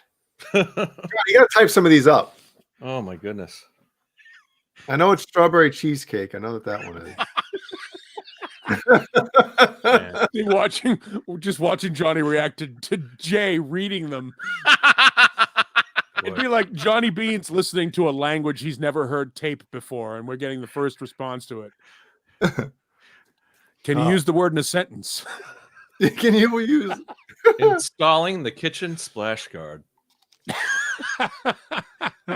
We all know what the Dutch oven is. Here's the great one. The great one is people could just make some up, and as we're reading the name of it, Johnny will just laugh. Yeah. The Smurf. Yeah. What's the Carl one? Hot Carl? Hot Carl. Yeah. Yeah, go ahead, Johnny. Google Hot Carl. No. Go to what's the website? UrbanDictionary.com. Or you could just Johnny, feel free to Google lemonparty.com. Oh. Oh my gosh. I don't know if I'm going to allow I can't show that comment, but I could see it. You can show any. I don't think John. You don't get in trouble for comments, right? No, because you can't. Putting from the rough is a thing. Can't control the comments. It was a big thing in the 70s. Cosby sweater. What the hell could that be? Oh, Bill Cosby. Oh, well, it's Bill Cosby sweater. The Cosby. Thanks, Tom. Tom defined the hot Carl for you there, Johnny. Feel free to read it up. No. Yuck. There you go. Yeah, dictionary form. We need it in dictionary form. Yeah, some of them aren't funny. Like when you read the definition, you're like, oh, but some of them are kind of funny. Like the Angry Dragon. What's the one called LOL Amanda? Oh my goodness. What's the definition of that one on Urban Dictionary? Harry Bagpipes. What is that? I think Renus made that up. Man. Oh man. John Biel, it's your show. Take control, man. Yeah, let's talk about No, let's talk about let's go over some more here. Yeah, Alabama Hot Pocket is a good one. I want to name that I want that to be the name of our band when we do this. If we ever do a band, like Alabama Popcorn Hot the Pocket band works good. Yeah. Alabama Hot Pocket. It's a good one. Anyway, I wish I had something. I got nothing. You brought nothing to the show today? No. Oh my goodness. How about has anybody bought an album this week that they already own, or am I the only one that's suffering from Alzheimer's? What'd you buy? The first CD I bought in months. Mad Season. Anybody remember Mad Season? Yep. Lane Staley. Was it Mike McCready? One of those Seattle kind of super groups. Yeah, one of the guys from Screaming Trees. Yeah. They had the live. They have a live CD. I got the deluxe edition with the album with like a DVD and stuff. What was it? It's Above? A day. I love hearing Johnny say that. So that's the only thing I can say in that. Johnny, do you know Mad Season? Do you remember River of Deceit was their big hit? Was their hit? The one song that they did. Yeah, that one. Nothing. Yeah. I'm trying to. I can't do that accent. I can only say DVD with it. I can't do anything DVD. Yeah, I bought that album right basically as soon as I heard the single. As soon as the album was great, but the rest of the album was okay. I agree. I agree with you. There's a couple really, really good tunes, and then I don't know anything. Might as well be an Alice in Chains song. I mean, that was just completely copped from Alice's playbook. True. Yeah. And a lot of those songs were probably, rejects from their other bands, Pearl Jam. There's a reason why side projects music never makes it to the main project.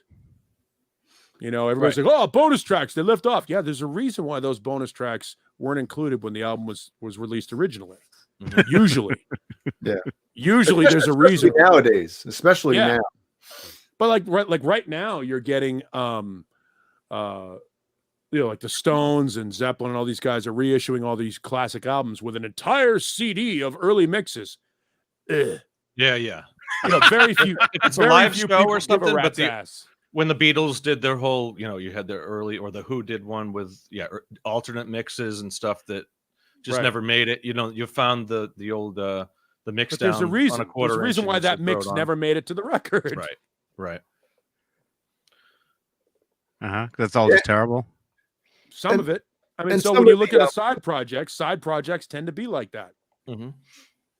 And plus, we talk about the chemistry thing before. Sometimes, guys get in a room. They might be from great bands individually, but sometimes it just doesn't translate over, and the chemistry isn't there. It's like forced, Yeah.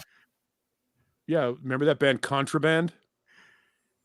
Yeah. Contraband was like the bass player from Vixen, Michael Schenker, Tracy Guns, I forget who Bobby Blotzer from Rat. You think to yourself, well, these people are all in relatively big bands. How can this fail? And then you press play, and you see exactly how it can fail. Well, yeah, well, that's a good topic. Failed They had- supergroups. They had a single though. I remember them having a. There was a. Yeah, they covered all the way to Memphis, collaboration. all the way from Memphis. Yeah, there was a single in a video. That's how I remember them. Yep. But yeah, And it failed. Paul, you kind of make a good point. I can kind of see how, if bands are or if people are in active bands, right? Album tour.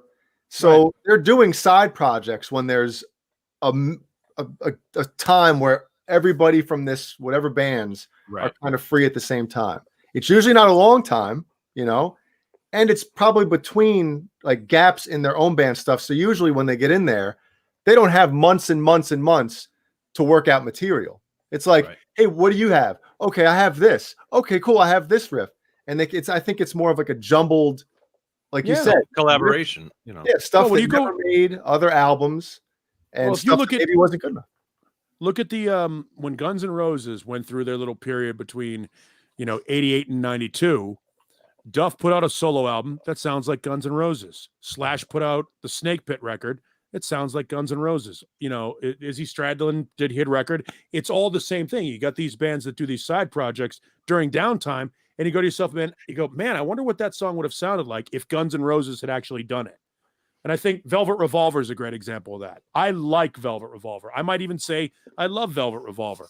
But when you listen to it, you go, these all sound like songs that wouldn't have sounded right on a Stone Temple Pilots or a Guns N' Roses record. Like a poor man's version. Yeah. That's the issue I had with like Paul Rogers leaving Bad Company and then bringing in Brian Howe. I'm like, I've already heard Foreigner. Like, these guys sound like a weak Foreigner. You hear bands that go out without their lead singer and you say to yourself, well, I like this song when this band actually did this song. Right. Replacement player, all-star band made up of super players doesn't always work. I mean, hell, Cream was a great example of that. It didn't last long because you can't have, 3 prima donnas, 4 prima donnas in one band. It just doesn't work. None of those all-star bands work. Blind Faith, one album. Was it Blind? Yeah. A lot of Clapton's side projects, back to Clapton. Yeah, a lot of times they'll have like one song that's really awesome. Sure, yeah. Well, and those are the ones you go back to and you listen, 10 years after, or later on down the road, you listen to that album again and you find something, some gems on there. Yeah, but I think kind of you get excited. It's like, oh shit! I love all these bands that these guys are coming from, and the excitement level ends up exceeding. You get those expectations up high, and it just most of the time falls short almost every time. Well, then you have an example like Damn Yankees or something like that. Yeah, Rico B, man. Yeah, Damn Yankees. But I didn't even see that. But yeah, Damn Yankees is a situation where I actually think that band is better than some of the bands that the members go. Like, Damn Yankees music is better than anything Ted Nugent ever did on his own. I agree. Those Damn Yankees hits, are better than records. anything Night Ranger, Styx, or Ted Nugent ever did combined. Yeah. Every time I hear that guitar, or that opening guitar that Ted plays on Coming of Age, I'm like, I love this fucking song, and crank it up. Can't say the same thing when I hear the beginning of, You Can Still Rock in America, or Don't Tell Me You Love Me, or Stranglehold, or those songs. Well, Stranglehold, but Mr. Roboto, that is one of my when that song came out, when that video hit MTV when I was 6, dude. Wow. Oh, I was obsessed, dude. I loved that song so much that my brother, who's 4 years older, so at the time I'm 6, he's 10. Of course, he's going to want to beat the crap out of me all the time. So we're down in the basement when I lived in Illinois, and the video came on MTV, and I was just like obsessed, right? So my brother, I still remember, he's laying on the couch, and he goes, "Hey, Jason, I can make you sound like Mr. Roboto." And I was like, "Oh, how?" He gets up off the couch and he punches me in the stomach. Oh man. Did it work? Sounds like it worked. For a few minutes it worked, I guess. Rico B brings up a great example of a band that should have been great but wasn't. The Firm. Yeah. You say to yourself, well, Jimmy Page and Paul Rodgers, I love Led Zeppelin. I love Bad Company. This can't fail, can it? Play. The Honey Drippers, you know. Well, the Honey Drippers worked. Well, it worked, but it was a gimmick. Is that a move? The firmest. Yeah, you have. I can't think of it. And somebody brought up Whitesnake earlier in the chat. Whitesnake was great until they ran out of John Sykes songs. I mean, really, slide it in. No, the Whitesnake wasn't anything until John Sykes. Until John Sykes, yeah, pretty much. You know, they had how many years before they had a hit? Well, until the Aquanet. They had hits, but before they really they didn't have hits. They didn't have hits. They were just they were a third tier, third tier festival band in Europe. They were like, I don't know what kind of a band would do that. Saxon. There was a band called Rev Theory that used to play out a lot. These like low bottom end of whatever festival you're going to. It's always like well, they were always on the bill. Somebody was always on the bill. Yeah. So HSAS didn't work. Loved it. Right. Nobody cared. Yep. There you go. Steve Vai was by the way, Steve Vai was a gimmick in Whitesnake. He didn't really write those songs. He just put some guitar licks over them. Those songs are written by Adrian Vandenberg, who can't write a song. Sure. Yeah, Vai sold tickets. He just did his stuff. He just did his sound over it. Yeah. Those songs were all written by Adrian Vandenberg, and nobody would give a shit if Steve Vai weren't on them. Right. Except for "Fool for Your Loving" was an old song from back in the 70s that throws Steve Vai's guitar over the top of it. And they were Whitesnake was notorious for, and it was better. That song was better with the Aquanet. Right. You know, I mean, it was still a good song, but that version of it, that was a great. You know, I heard that version first, of course, and then I heard the older one, and realized Whitesnake was a totally different band. You know, it was like Power Station. Power Station was a failure overall. Some Like It Hot was a hit, and the other one was Bang a Gong was a cover. Name another Power Station song. That was Power Station. I have all the records, so I can name another one. I do too. Yeah, and they're so good. Murderous. So good yes, Murderous. Is Murderous with the saxophones. Yeah. I remember. And on the second record, it was Michael DeBar was the lead vocalist, who was also the lead vocalist of a band called Detective, who you may have seen during WKRP in Cincinnati back in the day as the band Scum of the Earth. Oh, wow. Mm-hmm. Rico B also brings up Traveling Wilburys. I was thinking of them. Yeah, Traveling Wilburys worked once, but they were equal to the talent of within the band as well. You know, they had hits, you know, as big as Roy Orbison's Best and as big as Tom Petty's Best or whatever it was. Yeah, I mean those tracks off that first the first Traveling Wilburys record were big. Second record, nobody cares. Oh, they did have a second record. I don't remember that. They did have a second record. Nobody cares. Remembers. Yep, because it goes right back to what we were just saying. They have this moment. They can catch lightning in a bottle for a little bit, and then it just falls apart. The second record actually came out when grunge happened, didn't it? Well, the first album was late 80s. Was it 88, 89? 88, yeah. So that was hair band time, and then the second album was the early 90s. So it was which was grunge time. Yeah, I was there. I love them, and I mean the Traveling Wilburys. You can't. I mean each person in that band is a legend. Mm-hmm. Believe it or not, though, the orchestrator of that band is Jeff Lynne. He's the guy that makes that thing work. The least famous of any. The least famous of all the guys in the Traveling Wilburys, but he's the architect of the band. So it's a great example of a guy who knows what he's doing as a producer, arranger, songwriter. But if you get better players in there, people will pay more attention. Mm-hmm. And Jeff Lynne. Don't get me wrong. ELO was fucking amazing in the 70s for about a 4-year period. We talk about it again. that three record run. Yeah, but Jeff Lynne and ELO, they had a sound. I mean, you think of the 70s, you think of disco, it was disco rock, strings all the time. Right. Did he? Was he the one? Did he do the soundtrack to Xanadu? Was he on that? Yeah. That one. And Jeff Lynne's pretty amazing. What about the? I tried watching this other movie, but I fell asleep. I slept through the entire thing. See, I've probably actually seen all those movies you guys talk about, but I sleep through them. But what was the Bee Gees one? The Wiz, right?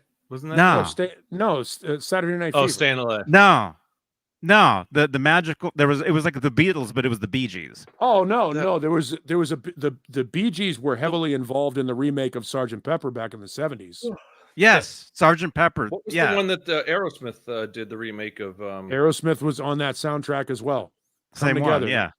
Okay. What original? So what was it? What It film was it? it was basically they did a movie based on Sgt. Pepper, which had already been done anyway, but they redid it and they cast Peter Frampton in it, and now I can't think of what it was. And Steve Martin does Maxwell's Silver Hammer. Sgt. Pepper's Lonely Hearts Club's Band. Yeah, you would have think it would have been like the biggest thing then.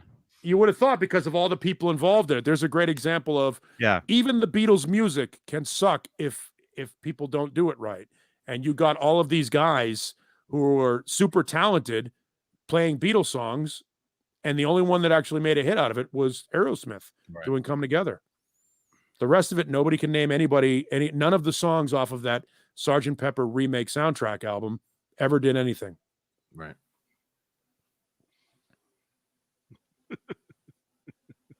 Banana Splits. I bet you can find a Banana Splits album. Yeah, I fell asleep watching this. Although now I think I would actually try to watch it again. It's awful. Well, it's like Tommy the movie. Tommy was a bad movie, at least from what I remember. I saw it once, and I love the Who, but Tommy was not a great movie. I feel that way about a lot of those. I don't think any of those band movies has ever been worth a shit. Right. I thought Through the Never from Metallica was garbage. Even The Wall wasn't great. I mean, The Wall is shit. It's not a great movie. I mean, the music is great. Yeah. Well, Song Remains the Same as mostly a concert movie, but The Wall but it's got all those stupid those interludes and stupid. Yeah. Exactly. Yeah, I mean, it's just and they do it with all of them. Through the Never did it. All of those concept concert films have been shit. All of them. Which is probably why it was good that Kiss never made the movie The Elder. I would watch that. They did the Phantom of the Park. Because it would be awful. Yeah, that Phantom of the Park movie was terrible. It was produced by Hanna-Barbera. Oh, it was horrible. Yeah, and almost on purpose. I mean, I want to watch that. And man, George Burns was in this? Apparently. Yeah. I got to watch this again, man. I love him, man. George Burns. Oh God. Oh, George Burns, man. Incredible.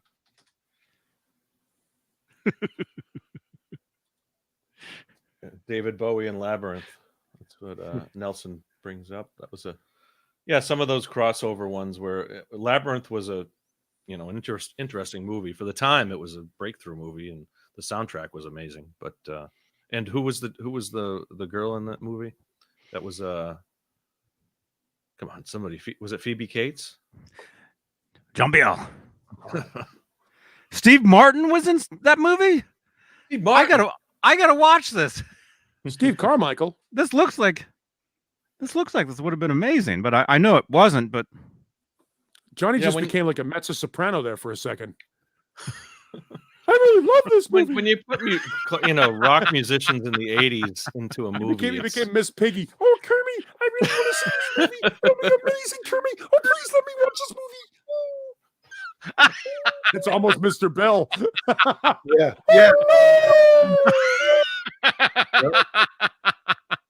Oh, classic. Mr. Bill. Man, poor Mr. Bill. He was the tune system of the early 80s. Yeah, Mr. Bill was Jackass before people were like, oh, well, we can't laugh at them doing it to a Play-Doh doll anymore. The best was with the voiceover. Wasn't there a guy who was doing the voiceover like, oh, Bill, here, take this or something? And he blows up. Hey, Johnny, you'll like this. Jennifer Connelly. Thank you, Amanda. Oh, you guys will. David Scher sent me some photos of his the refinish. ball. Check this out. Oh, Frank. Oh, we already showed those. Did you? Did you really? Yeah. Be careful. So the question is, better on Jay's phone. Yeah, that's because Jay has a real phone. Mr. Bill. Crap. Jay, did he do it himself or did he have Craig do it? I have no idea. Yeah. It's an EVH though. That one on the far right, is that like someone in a Mr. Bill costume? That's great. Looks like it, yeah. That'd be a great Halloween. Keep jumping in front of cars. Dude, the one on the bottom right, him holding a cherry bomb. Was it there? Yeah. I want to see the rest of that video. Blow him up. Poor Mr. Bill. Clown. Oh. Super 8 movie, yeah. Good stuff. Oh no. Oh man. Interesting music related question from Renus Pinkle. Do you play with bass players who play chords? Oh, yeah, bass player that plays chords is a great bass player. Well, hold on a second. Or it's a bass player who's trying to outdo the guitar player. If you're overdoing it, then it's like anything. If you overplay unless the bass is like the up and up center. Billy Sheehan is a bass player who plays chords. Billy Sheehan is, and he's a taste. Lemmy played chords. That's true. Yep. John Entwistle. Yeah, I mean, if you've got a bass player who's playing chords, you ask yourself, well, why are they playing chords? Do they need to? Why play are they chords? playing bass? Yeah, play piano or play guitar. But yeah, most bass players are frustrated guitar players anyway. True story. And very few of them realize that the bass is the easier gig to get. If you're a decent bass player, you'll always have a band. Always have a band. And most guitar players are frustrated Uber drivers. Learn your theory, and you'll be a good bass player because you can play chords just by theory. If you know your. I would say most good bass players know their theory. Right. Absolutely. Oh yeah. Yeah. They're some of the best musicians in any band. The bass player, if you're a good bass player, they're definitely one of the better musicians. You shouldn't the ones that we had just mentioned too. You shouldn't need to play chords if you've got decent guitar players in your band. That bass sound or your bass tone should be fat enough to hold down the spectrum that it's supposed to hold down. You shouldn't need to go outside of that. You're right. If you really need to have a wider sonic palette, you might want to get, an octave pedal or something like that on your bass. But think of the Who, where John Entwistle was a better musician than Pete Townsend. Absolutely. Pete Townsend is one of the most overrated guitar players of all time. Sure. Well, yeah, but Entwistle was filling out the sound, or John Paul Jones even with who was competing with Jimmy Page. What did I just say? If you have a bass player that needs to play chords, you're not playing with a very good guitar player. Or it's just Page things, Page was sloppy live. You're right. He was sloppy, but tasteful. He still had a lot of taste. Cliff sloppy or sloppily tasteful. You got Cliff. Wow, what just happened to my voice there? You got Cliff Burton into Jason Newsted into Robert Trujillo, and I think Cliff and Robert were much more similar in playing the chords and almost strumming the bass. And yeah, well, I mean, Newsted is not a virtuoso bass player. Cliff comes from the Geddy Lee, Chris Squire school. He loved that kind of bass player, which is why he was playing the Ricks. And then, of course, Lemmy playing the Ricks. Lemmy essentially was playing rhythm guitar on bass. He played chords all the time. He wasn't really, and that's what Entwistle did too. Yeah, he would play. Motorhead is essentially a punk band. There's not much difference between Motorhead and the Clash. It's all bar chords, power chords, but played on a bass deliberately. Mm-hmm. So if you need to play an octave or a third or a fifth on that root note bass, you should probably get a guitar player who can fill that space. The bass is supposed to be where it is. It's supposed to be. I wouldn't say that's necessarily a hard and fast rule. It can definitely add. Depends on the song. Mix it in a different area in the frequency spectrum. You just put it in a different area, and then you've got that whole extra sound. You accentuate the right frequencies, and you can make it sound wonderful. Jay can make it sound wonderful. Well, I mean, it's the same type of thing. If you're doing something too much, I mean, when you listen to like Rush music, there's a lot of room for that stuff to happen. Somebody brought up But there's a great example of it. Geddy Lee didn't play a lot of bass chords. A lot of walking, a lot of, legato bass lines in there, running bass lines, but not a whole lot of chords going on there. And Rush was a band more than, just. I think he played a lot of chords. Yeah, I mean, even if it was octaves or fifths, he played power chords or whatever. Or he filled that space sonically with pedals. And that's what a bass with keyboard pedals, you know what I mean? That's the go-to for any bass player playing an octave or a fifth, or a fourth, filling out the sound. Jay's falling asleep. No, I'm just Theory. Was that Theory? Oh shit. I don't know shit about Theory. I know it sounds good. I know. Fifth. Just I know the construction numbers. of the chord, but I can't numbers, find them. That's all. Yeah. I know. No, I know what they are. The power chord. Yeah. Or rock chord, however you want to call it. 1, 3, 5. Yeah. Done. Yeah, it's all just it's math. That's why I was never good at theory. I'm terrible in math. Really. But the thing is that you do know it as far as what you hear, like sounds. The trick about the theory is to learn the mathematics behind it, and the theory numbers behind it. But being we're all musicians, you already know in your head, like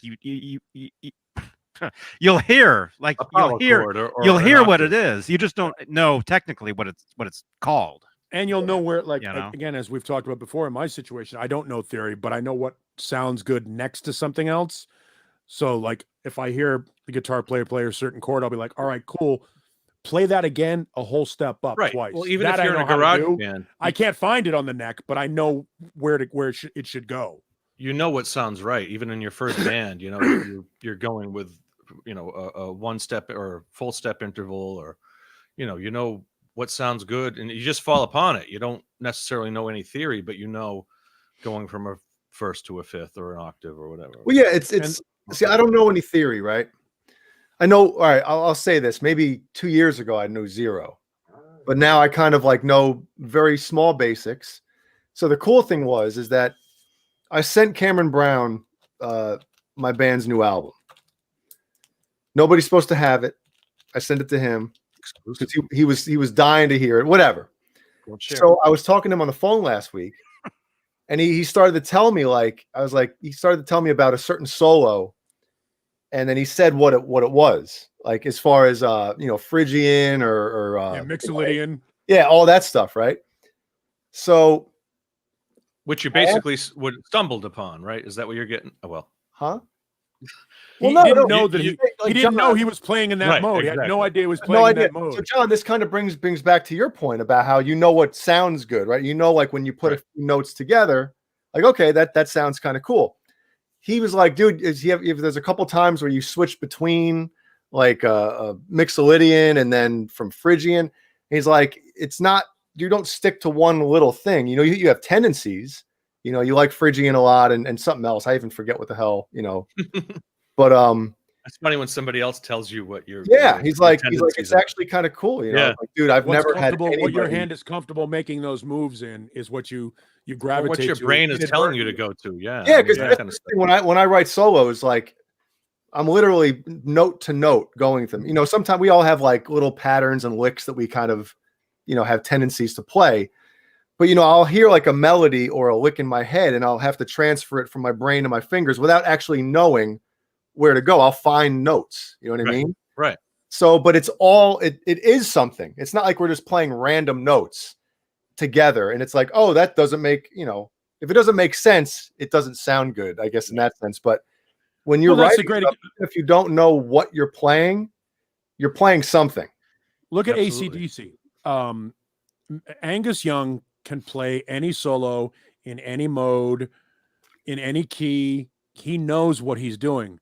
But AC/DC has about 5 different chord patterns that work for AC/DC. And as such, those are the things they repeat because those are the things that sound good. They could play whatever the hell they want, but what sounds good is what they're into, what makes sense for them. Yeah. It's getting to be cold around here. I had to get my hats out.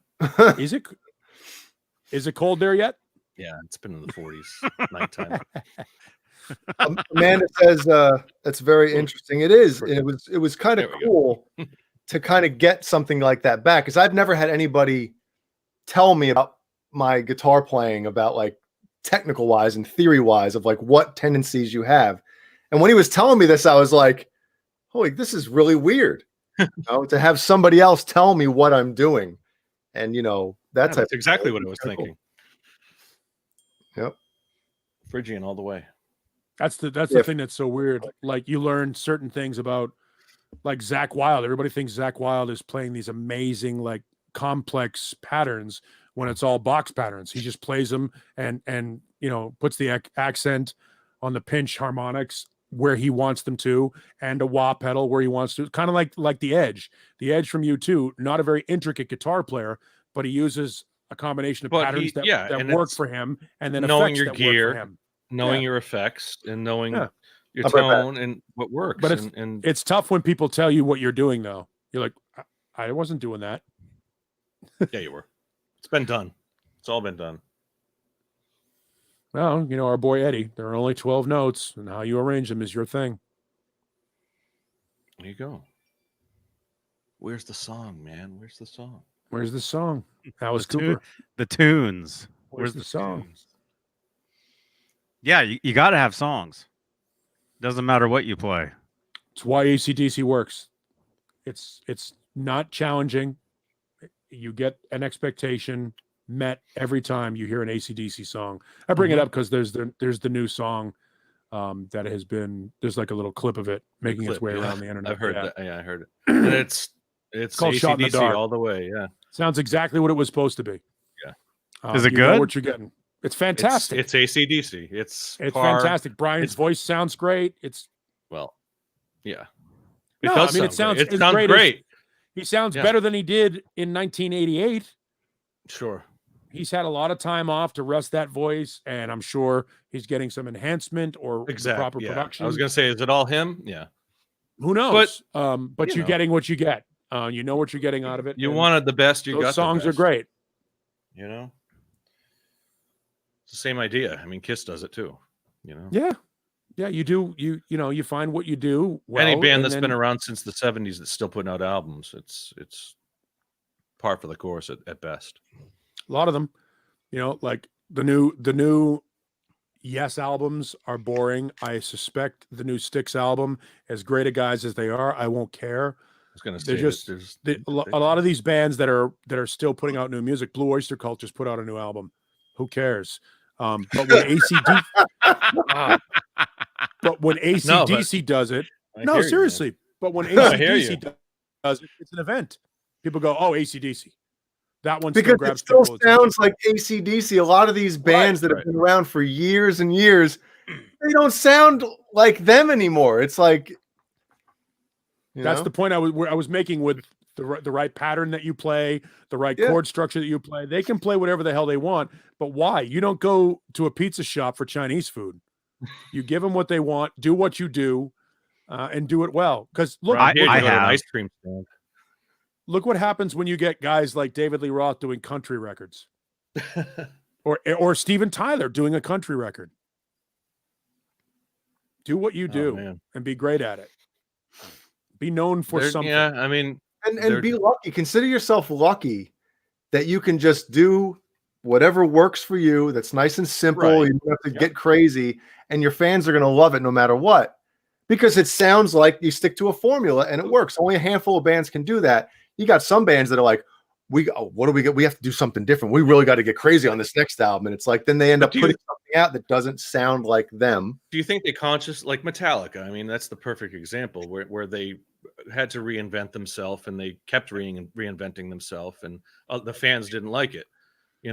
Anything after the Black Album, it was, but because they were a little different. They were a little different. But for every example you can give of that, you can grab the Rolling Stones and or U2, the Beatles, where they did do something different, and it was fucking excellent. So I understand the band wanting to do that, but if you want to do that, like Metallica and Lou Reed, if you want to do that, you better have some credit in the bank. Yeah, so that you can the put Black out something Album that was is different than anything before it as well. So you hear they people reinvented themselves at that point. Or Justice was different. Like heavy metal. It wasn't like it was a completely different. But a lot of the hardcore Metallica fans were pissed for the Black Album. But here's a great example of that, though. Metallica now in their 50s and approaching their 60s sounds stupid playing Leper Messiah. Because it like it's tough to be 60 years old and in Metallica because at the time it was so youthful. I'll give you a better example. Imagine being in the Red Hot Chili Peppers today. A band that started out really young, surfer Their dudes, guitar player like dudes. 20 years old, or they were all like player? It's difficult for Anthony Kiedis to get out there and do blood sugar sex magic as a 60-year-old. So if you're going to make your artistic record, but understand AC/DC, using this as for the example, AC/DC understands that what they do is just Chuck Berry and it's timeless. Metallica recognizes that playing, Motor Breath as a 60-year-old is kind of weird. It doesn't, it resonates to us because we were there when it happened. But the young kid, the young kid seeing Papa Het, who's getting a little pudgy and a little gray haired, and he looks like a grandfather now. Papa Het up there probably playing. Is a grandfather. Yeah, he's a grandfather up there playing Creeping Death or Fight Fire with Fire or Trapped Under Ice. Yeah, we love it when they do those songs, but there's nothing cool about a 60-year-old trying to tell you how metal they are. If you're a kid, something, Paul. Yeah, like you're 100% right. You watch the bands that we grew up with loving play those now, and it's cool because we have that, that connection of we were young, they were young.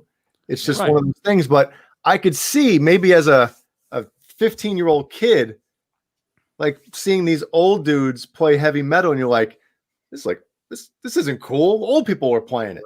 Right. Kind of it was a great example of when I saw the band Dragon Force years ago. They were in this little club, well, not a little club, a decent-sized club in Minneapolis, and they're out there doing their thing, and they whip into this twin guitar lead thing, and I'm watching 20-year-olds and 21-year-olds sit there like they'd never seen that before because they've never seen Judas Priest and they've never seen Iron Maiden or Queensryche because they would never be seen at that show. A 20-year-old kid is not going to go see 60-year-old so-and-so to unless get their parents medals. are bringing them, yeah. Yeah, unless their parents are bringing them. So, it's that, I forget who the comedian, I think it was Greg Girardo or one of the guys, creepy old guy. I'm creepy old guy. Nobody wants to see a 60-year-old guy, or like listen to a 70-year-old guy tell you how much Rage Against the Machine rocks. The hell do you know about Rage Against the Machine? When was the last time you were in a bar at 1:00 in the morning watching some shit band? You know what I mean? Middle-aged old guys trying to tell you how metal they are. That's why Slayer was smart and got the hell out. They did one final tour and said, fuck it, we're done, because you can't be Slayer in your 60s. Well, Tom was up there with the full gray beard and all that stuff too. He embraced it, Tom Araya. But that music is so young and so angry. Can you imagine a 60-something-year-old singing Dead Skin Mask? Yeah. Well, it just there's a loss. I see what I get. I get your nostalgia argument. is great for us because there's always going to be somebody who wants to see it too. I mean, there's going to be a Slayer fan till the last Slayer member is gone. There's that group of people that went and saw David Lee Roth and Van Halen the first time around because they heard of the legend of the Oz Festival, of the Capitol Center, all those shows that we've seen, Argentina, whatever whatever shows you want to talk about. All right. So they go into the crowd and they're like, well, fuck, this is going to be great. I've heard how great this guy is. And then 60-year-old David Lee Roth comes out on stage in a scally cap and overalls, and he's doing fucking Al Jolson. Yeah, you saw the Unchained video, and it was like, yeah, that band rocks. And that kid is going to be like, Paul, do that again. Such a difference. What, the Al Jolson? The big like man can move. The lounge act. The David Lee Roth, The big man. When did that transformation take place? That was shortly after he became 1994. 1994 when he did Your Filthy Little Ain't Little Enough, Mouth. wasn't it? But when Your Filthy Little Mouth came out, David Lee Roth's career was over. And there's a great example of a guy who went off the rails and stopped doing what people wanted. People wanted A Little Ain't Enough. People wanted Skyscraper. People wanted Diamond David Lee Roth with a hotshot guitar player riding an inflatable microphone. And what they got was John Cougar Mellencamp singing Cheatin' Heart Cafe. And that was it. When Roth, goodbye, Roth. When Roth started to get, in that early to mid 90s, he just didn't look cool anymore. He didn't have the shtick didn't work. Well, when he was celebrating New Year's on a at a hospital in New York City, working on the ambulance shift or whatever, medical shift. He had a moment where he came back with that DLR band record because he did what he did with Van Halen and with Vi and with Becker. He made a great guitar record with a hotshot guitar player. But nobody cared. At that point, people were like, 1998, people were like, David Lee Roth, who gives when are you going to join Van Halen again? When are you going to get back with Ed? That's what everybody was waiting for. So that's the tough part about, bands who have to, if you're going to lock yourself into a pocket like AC/DC has, and like the Rolling Stones have, you better hope that pocket is timeless. And let's face it, Dave was a one-trick pony. He was a great frontman, but, doing the lounge act, doing the solo. I mean, he had the solo career for a while when he kept playing Van Halen style songs, and he had the hotshot guitarist. Which goes back to my argument, and some people agree, that Van Halen wouldn't have made it to 1998 if David Lee Roth would have stayed in Van Halen. No, you're absolutely right. You're absolutely right. They would have become Motley Crue, where Motley Crue is a shell of what it once was, occasionally hits with one song. They never had, from 1991 on, they didn't really have any big records. They had a song here and there. Yeah. Even the Karabi record did well, Hooligans Holiday, stuff like that. Okay song. But then when they got back together, Afraid from that 1997 Abomination, garbage. Saints of Los Angeles did well, really well. That song. That was a good song. That was a good song. Yeah. And there were a couple of good songs on that record, but nobody cared. So to Jay's point, David Lee Roth with Van Halen after 1988, 89, when he started to get into the, after the Filthy Little Mouth period in 91, would have been sort of goofy. It would have been goofy to hear that guy doing those things. They never would have made it to 1998. They would have been viewed like Motley Crue. A song here and there might make its way in, but overall, or the Eat 'em and Smile character, the David, with the Picasso, Dave Picasso. Yeah, that was only good in 1986. That wouldn't have worked any time after that. That's why Kiss put the makeup back on. Yeah. So it is. It's absolute, because those characters are timeless. Yeah. And they don't age. There you go. Those characters don't age, so you can do that. I guess we'll stay on the topic of David Lee Roth. Santa Cruz 3600 just reminded me. He sent me some pictures last week of the 1981 Oakland show. He was there at the filming. Oh, yeah. And he sent me a bunch of pictures. Oh, that's cool. That he took. I'll try to scroll through them real quick. Can you send them to Johnny, or you want me to send them to you? Can we show them? There's like. Well, I have them too. He sent them to me as well. Oh, well, but I forgot. I forgot too. Because I live here, so. Where is that? Come on, we're still looking for this guy. We got to put out an APB for that dude. We got to get him on the show. All points Ownerton. We got to give him the show. Yeah. Whatever his name is, it'll be his name TV. That's right. So I'll try Tough to. head.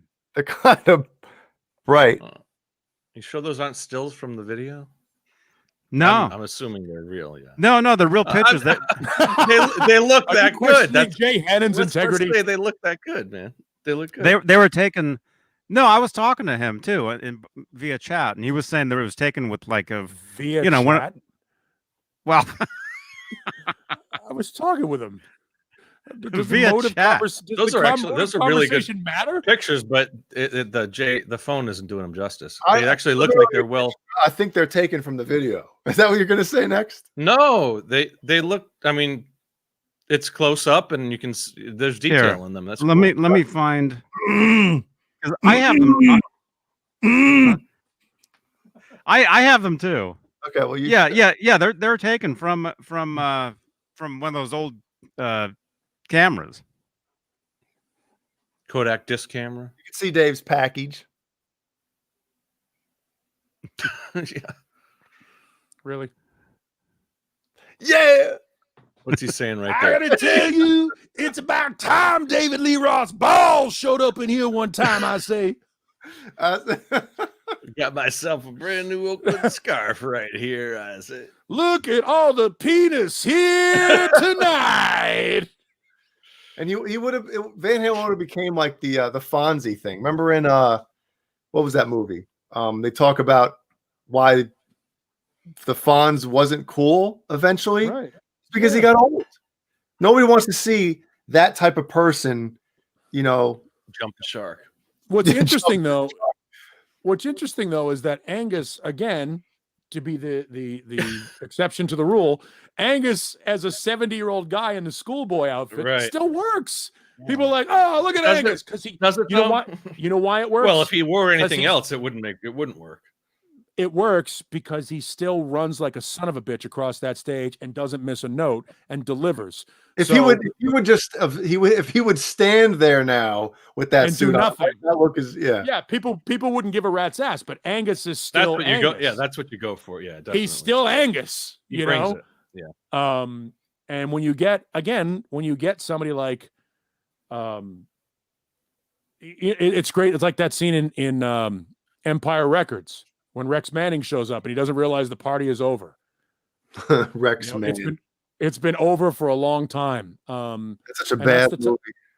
It is an awful movie. Oh my God. Empire Records? That's a good movie. It's an awful movie. Jeannie loves that movie. She had it on a couple months Every ago. chick loves that movie. What's her name? Oh my God, this movie.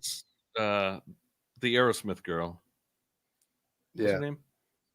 Liv Tyler. Who else?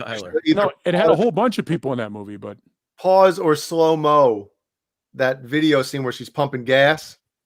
Dude, my 15-year-old self. No, that's a good picture. Yeah, definitely. Yeah. See, it's a real picture. It's a real picture. Yeah. And actually, I'll be right back. It's Santa Cruz, is it? Yeah. He the guy that sent these pictures over that was at that show, he was telling me that he saw my old band back in the late 90s. Like he saw my band play at a club. Well, that's cool, but did he see if they kept filming? Did he see if they kept filming throughout the night? That's the real question. Were the camera guys on stage all night? I don't know. That's what we really want to know. But Johnny's band was great too, you know.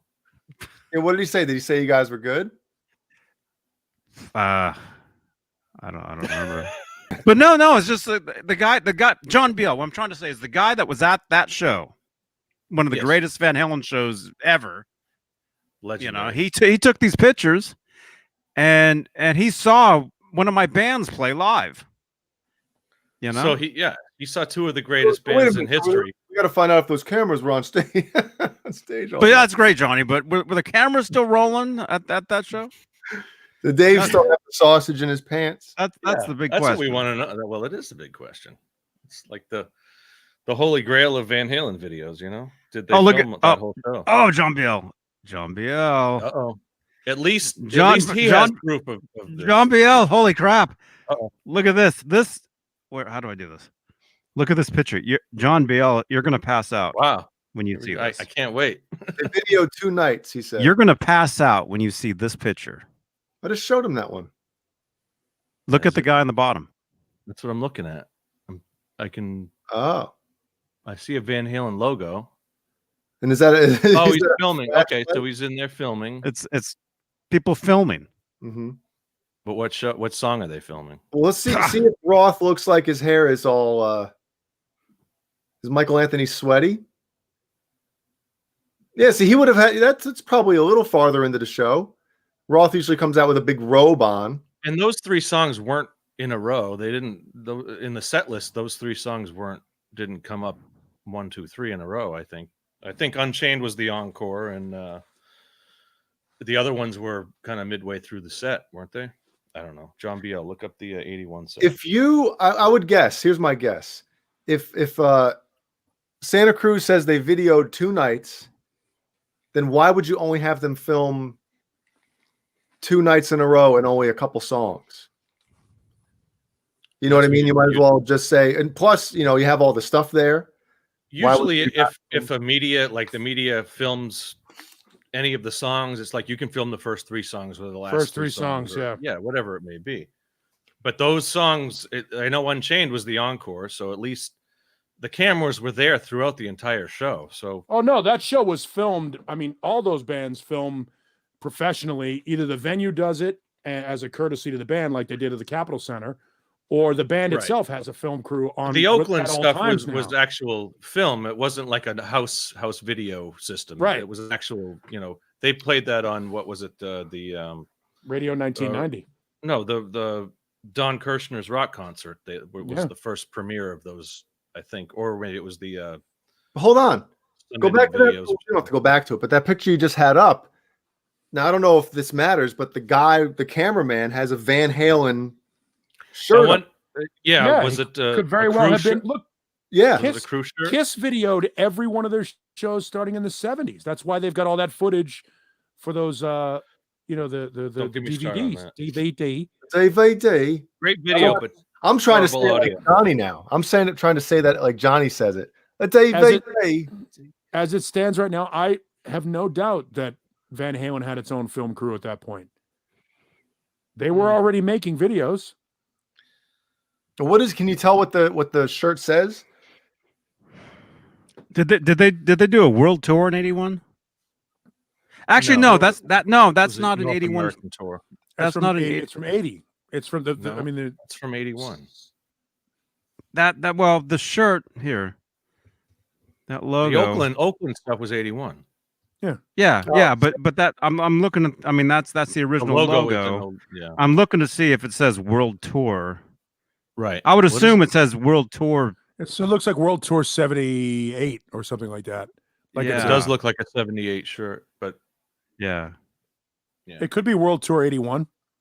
I mean, that logo was still the prominent. And also, they did have their own stage guys that would come out with a camera. Did they do a world tour in 81? No, they toured America. That was. I think it was only the U.S. Well, the World Invasion tour was 80, so it's probably World Tour 80. 80, they toured the world. Wait, does it say World Invasion? No. Can you zoom in at all? I'm zoomed in. I'm zoomed all the way in. Or maybe it is World Tour 78, 79. Whatever. It's the back of a shirt, which is kind of. So the question is it a Van Halen crew guy or is it a film crew guy? It looks like it could be a Van Halen crew guy. It would seem like it would be a Van Halen hired person as opposed to another company, because they would have depending on the venue, right? Because some of those venues have closed circuit TV for their. That's suites. not a TV camera. That's a 16mm camera, right? I understand that, but that feed could easily have been fed. There's no feed from a 16mm camera. It's all analog. There's no video signal from a normal 16mm camera. To Jay's point, some venues have closed circuit TV networks that like for the Capitol Center. Like that Capitol Center show was shown in all of the suites there, just like any other event that happens in those arenas. Right. And so, yes, the band in a certain situation, the band would have their own film crew, and in another situation, it could be the venue that does it, and the venue could make that footage available to the band. But I'm guessing in the contract writer somewhere, it says by performing in the venue here at so-and-so, the venue may be rebroadcasting within the, it's clearly spelled out. Sure. But we know for a fact that there was a film crew for this show. And that guy's part of the film crew. Well, Santa Cruz says that he filmed 3 songs each night. That makes sense, and that's why Ed was playing the Frankie during one of the clips of one of the parts of Unchained. Yeah. And he also says, Jay, check out the guy flipping off David Lee Roth on the bottom right. I'm assuming. Yeah, hard to see because of the glare, but it looks like right. There's a finger right there. It's the old school finger where you only give one middle finger and then the knuckles. That's right. It's the old not this finger. Overkill. Wasn't it Overkill that had that on their album? It's that for whatever reason. We don't care what you say. We're all Wolverine. That's a great picture, though. Those are some great pictures. What's that? Paper in front of them too? Is it like a set list or a cue sheet? It's probably a set list, so they know when to maybe, turn it on. Or maybe it's the grid for the chicks in the crowd where Dave would get a roadie and go, blonde hair, row 5, seat B, backstage pass. Yeah, I don't think they filmed more than the 3 songs, honestly. But I think they do that. They do that in a situation because, like, I've been at a couple. Well, that's what you get for fucking putting it down there, stupid. But like certain bands, I was at the I think it was the Turn on the Night video shoot for Kiss that they did at the Worcester Centrum. And what they do is they play the song like 4 times through, and then the cameras are out of there so that the band isn't playing to the camera, right? And they're playing to the crowd, right? Although now, if every show is thrown on the Diamond. Well, yeah. If that's what's happening that night, we know we're filming. The Panama video was filmed at Providence, Rhode Island, I believe. Right. And they didn't film the whole night. They filmed clips, and they probably played Panama at least twice. Yeah. So that they could get whatever. I'm sure someone's went to that show at, or it was 2 nights, or maybe it was a couple nights. That's what the other way they would do it. Like Oakland, what they did here. Or like New Halen. Sure. I mean, so they filmed it right there, right from the arena. I got that. Ben Tom wants to know any idea how much money Van Halen was making per show in 1981? Very good question. I think it's in the Noel Monk book. Did he ever talk? I'd have to. He might have talked money as far as performances, man. I mean, it's interesting. Def Leppard makes more now than they did when they were headlining arenas during the Hysteria tour. Well, of course, yeah. No. I mean, they're not playing as big venues, and yet they're making more money because the economics of the industry are so different now than they were then. I mean, if Van Halen was getting 10,000, 25,000 a show, that was a lot in 1981, maybe 10,000. Yeah, I would say something like that.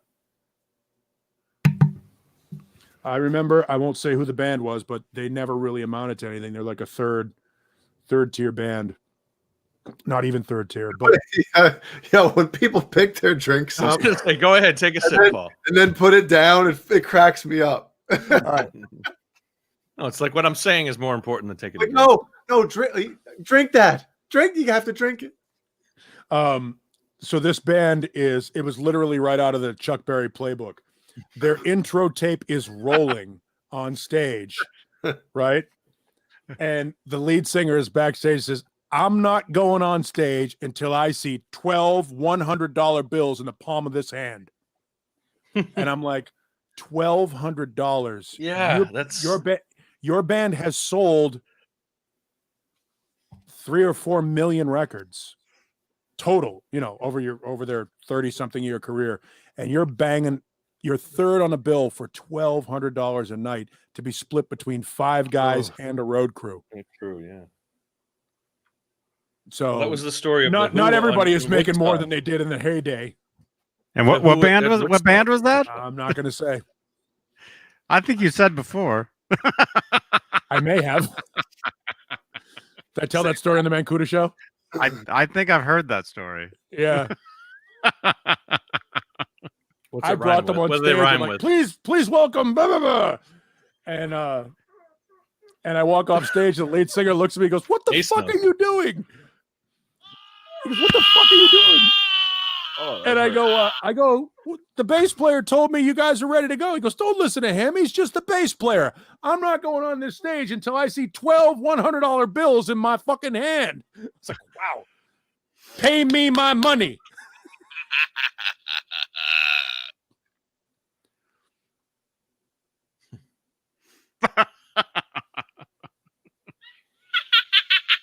Oh my goodness. I won't. The chat are all taking guesses at it. I won't tell you who the band is. But it's one of the one you said. Maybe. I know who it is.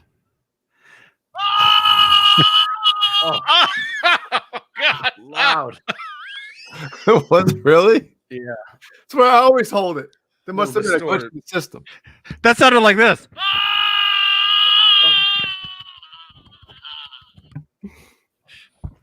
Man, Johnny has Johnny. His ass.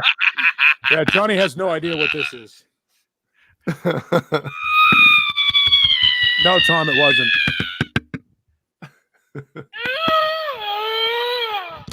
This is how it felt getting out of bed this morning.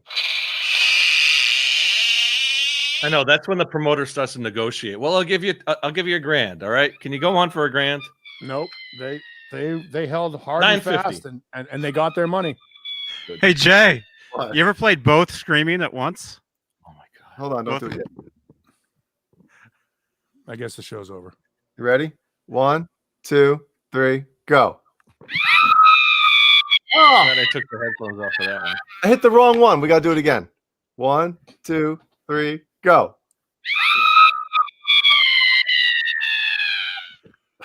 That's pretty good. Look at this. Stereo. Yeah, it's the same. It's the same one. Absolutely. Yeah, I can't find it on this one right now. I got. Shut up, Mom. Look at this one. Oh. Hearing like, oh, that just hurt. Hearing like overtones that are like, like distortion and everything. Boner tones. How loud do you have your friggin' headphones, John? Okay. No, they're not that loud. But sometimes, a little bit too much goes through. That's what she said. Yeah. Oh. Yeah, I know mine's odd too, but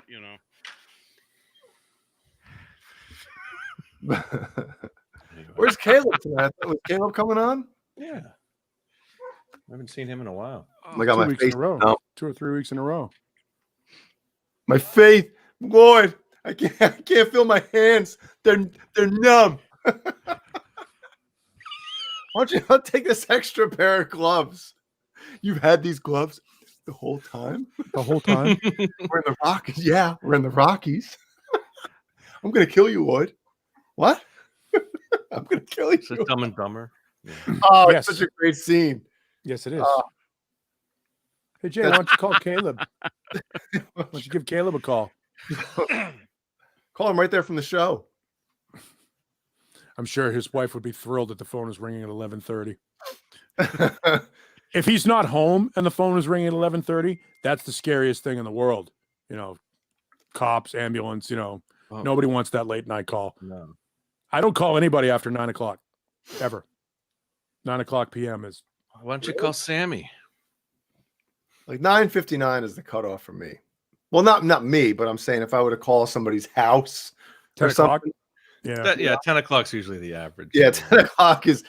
I mean, maybe on a work night, it would be 9, but on a weekend, That's maybe. not who you're calling. If you're calling somebody with kids, then yeah, you can't call after a certain hour. Well, But that's the beauty of like Facebook and or texting back and forth. You up? Yeah. And then you can initiate the call or whatever. Are you leaving a dent in your mattress every morning? Do you sleep on your stomach?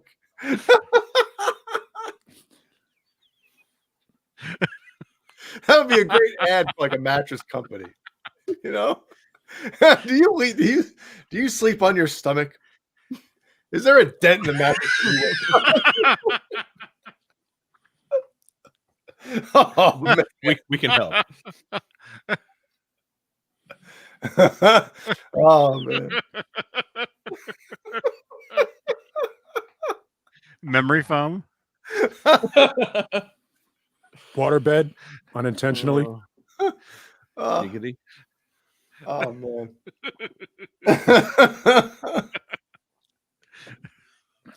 I can't feel my face. Here, you like some of these gloves? Oh man. Oh. 26 minutes. Let's finish strong. Wait, Johnny's gonna have a stroke. I thought I had one Johnny's earlier had a good tonight. night. Actually, Johnny's had a good night tonight. I'm feeling way better now than I did earlier. I didn't feel good earlier, like physically. I was not feeling good. What I heard was this show has healing powers. It's seeing our faces. That's what does it. Yeah. Oh man.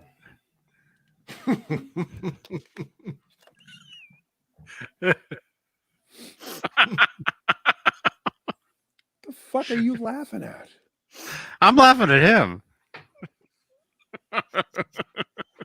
I'm laughing at the next time you guys wake up in the morning on your stomachs. You're gonna think about that.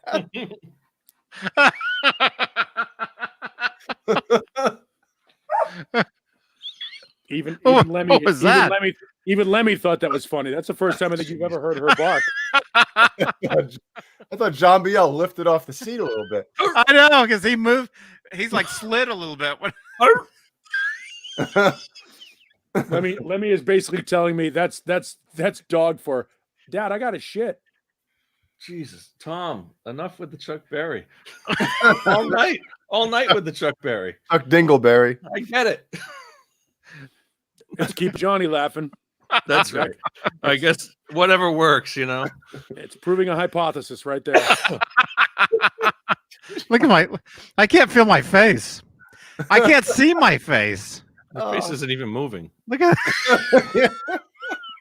Your eyes are getting. Look at them. Look at this. Shorter. Look at Oh my god. Look at this. Johnny. This is so weird. I'm just imagining your wife coming out of the other room and you turning and looking at her. What the hell are you doing? What happened?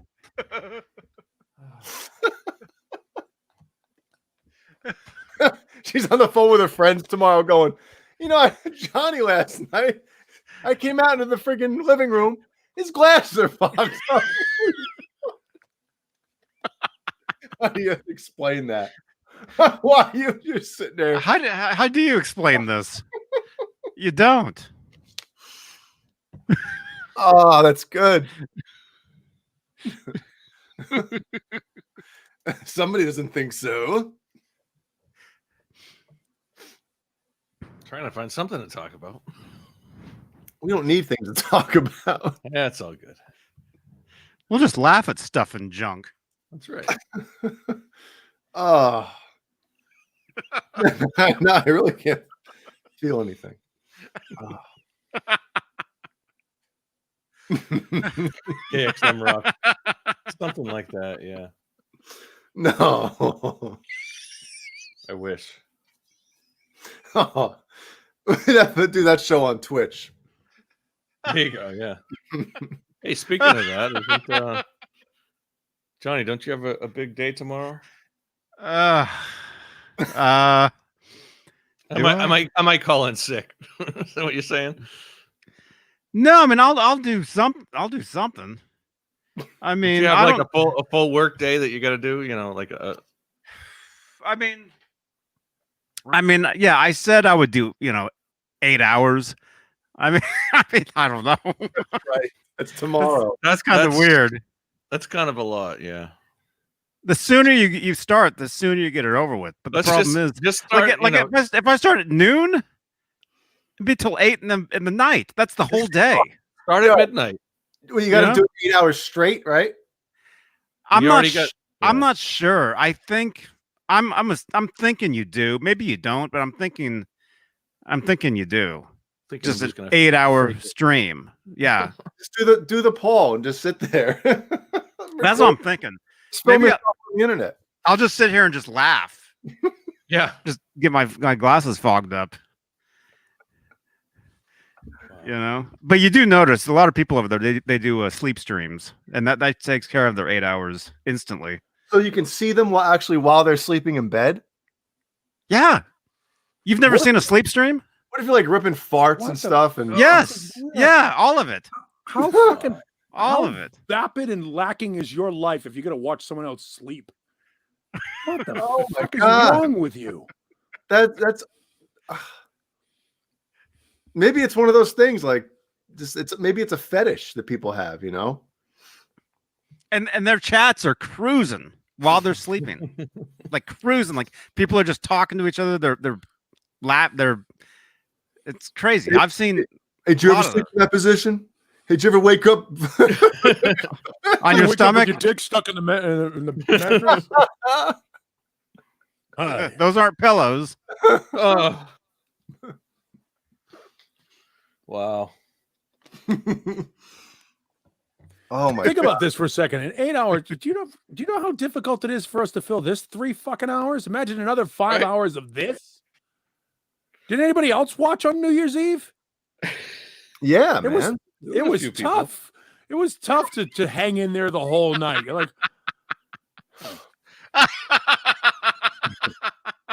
and that was with something going on. Somebody just sleeping?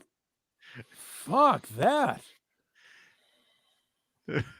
Well, there's people put up videos of just like a river going, stuff going down a river, or like clouds going by. That's like that. That's like a soothing. Is the sight of some strange person sleeping with a night vision camera on relaxing to you? Yeah, not really.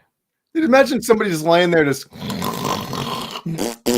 No, yeah, you're having some friends over for dinner and drinks, and it's like, let me put something on for ambience. It's just some fucking asshole sleeping. Like, I love this. This is great, but the kids and we just relax to this all the time. Someone just do a sleep stream with the Ferris Bueller snore for 8 hours. A dummy with a pulley on it, and then set it up so it's automated, so it's like in the background. His parents come in and check on him. Yeah. And then close the door. And like 10 minutes later, it does it again. Ferris? That probably exists. I bet it does. That probably. The word you're looking for is probably. Probably. That's probably there. The Ferris probably exists. That probably exists. Oh man! I have a picture of it. Search for it now. The Ferris Bueller sleep stream. Oh, Ferris. I love how pissed off the mother is. She's all fucking furious, opens the door, and he just rolls over, and she's like, they had a bless his heart. top 10 facts about Ferris Bueller. That was on an article I read earlier in the week. Apparently Paul McCartney was extremely upset with the fact that they had a brass section in the Twist and Shout video. I heard something about that. Yeah.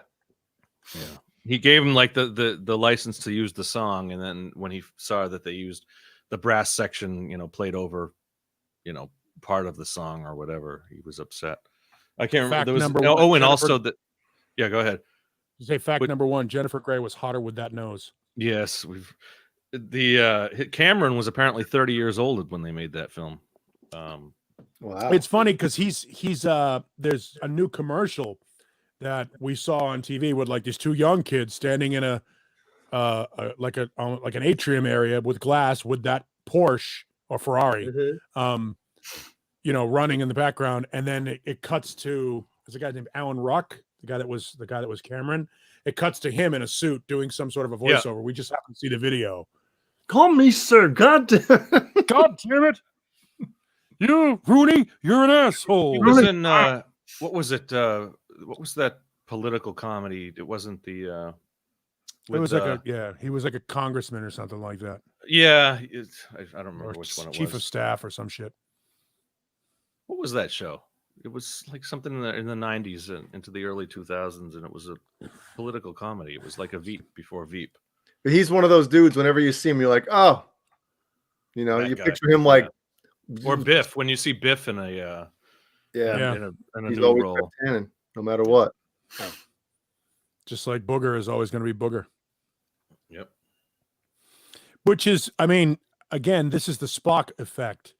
Leonard Nimoy spent a lot of time trying to get away from being known as, that's Spock. In search of.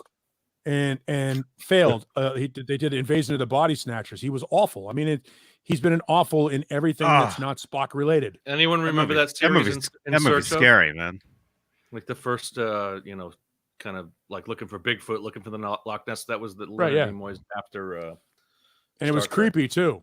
The voiceover was very creepy. Oh yeah, he had one of those voices. What was like? But he spent his whole life trying not to be Spock, whereas guys like James Hong have just like, okay, I'm going to be this Asian weird character actor in all of these movies, and that's going to be a nice career for me. Whereas and Leonard always have Nimoy, steady work. It took Leonard Nimoy decades to accept that he's Spock, and that's all he's ever going to be is Spock. There's worse things to be. I mean, right? Exactly. That's it. If you at least that character's cool. He opened a line of pet shops, didn't he? He was big in like he had a pet shop in L.A. or like an animal rental or something. He definitely look that up, Johnny. An animal rental. Yeah, he supplied. If you need a bear for a movie or you need like a fish for a movie, he was one of the guys that would supply it. Well, think of what you say about Booger. Like when Jeannie watches that. What the hell's that TV show? Lighting. Supernatural. Oh, Supernatural. All right. I guess he's in that. And whenever I see him on the screen, I'm like, Booger. It's Booger. How many years later? He's still Booger. 30. Look. Wait, Ralph Macchio is always the Karate Kid, but look at William Zabka. William Zabka right now is making bank off of a villainous character he played almost 40 years ago. A high school villainous character. High school villainous character he played almost 40 years ago, and he might win a fucking Emmy for it. Yep. If you can create that, going back to what Jay was saying, if you can create, goes back to what we were saying about AC/DC, a timeless character, something that's timeless. Kiss with the makeup on is timeless. So Spock is timeless. But the thing is, even Zachary Quinto, who's really good as Spock in the new Star Trek movies, everybody just goes, Nimoy was better. Yeah. No matter how, and it's the Batman effect. Who's the best Batman? Who's the best James Bond? When you create a character that you become, I don't know how many times you're going to see Ron, what's his face, but he'll always be Peter Gibbons. Ron Livingston? Yeah, Ron Livingston. He'll always be Peter Gibbons, no matter what you do. I think of him from Band of Peter Brothers. Man. Oh.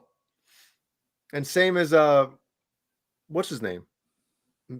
What the hell's his name? Lumberg.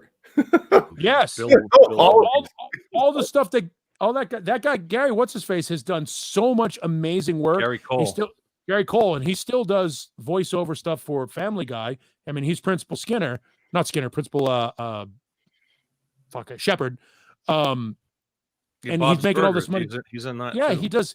And he was in a bazillion movies. Like he was in was it Midnight Caller or something like that TV show back in the 80s. I mean, there's a guy that's had a massive career, but all of a sudden he's Lumberg. And what about oh crap, my God. Leslie Nielsen.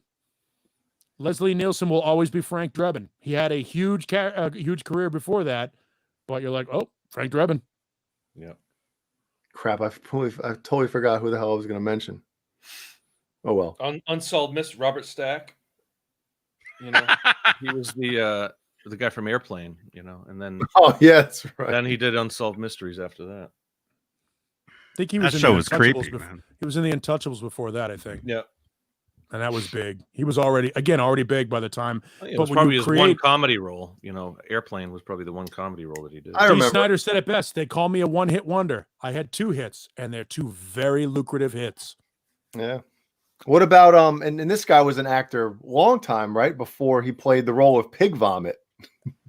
And ever since that movie, to me, and he's had some amazing roles. What's his Paul name? Giamatti. He's an amazing actor, but to me, he's always he's Pig Vomit. Pig Vomit forever, yeah.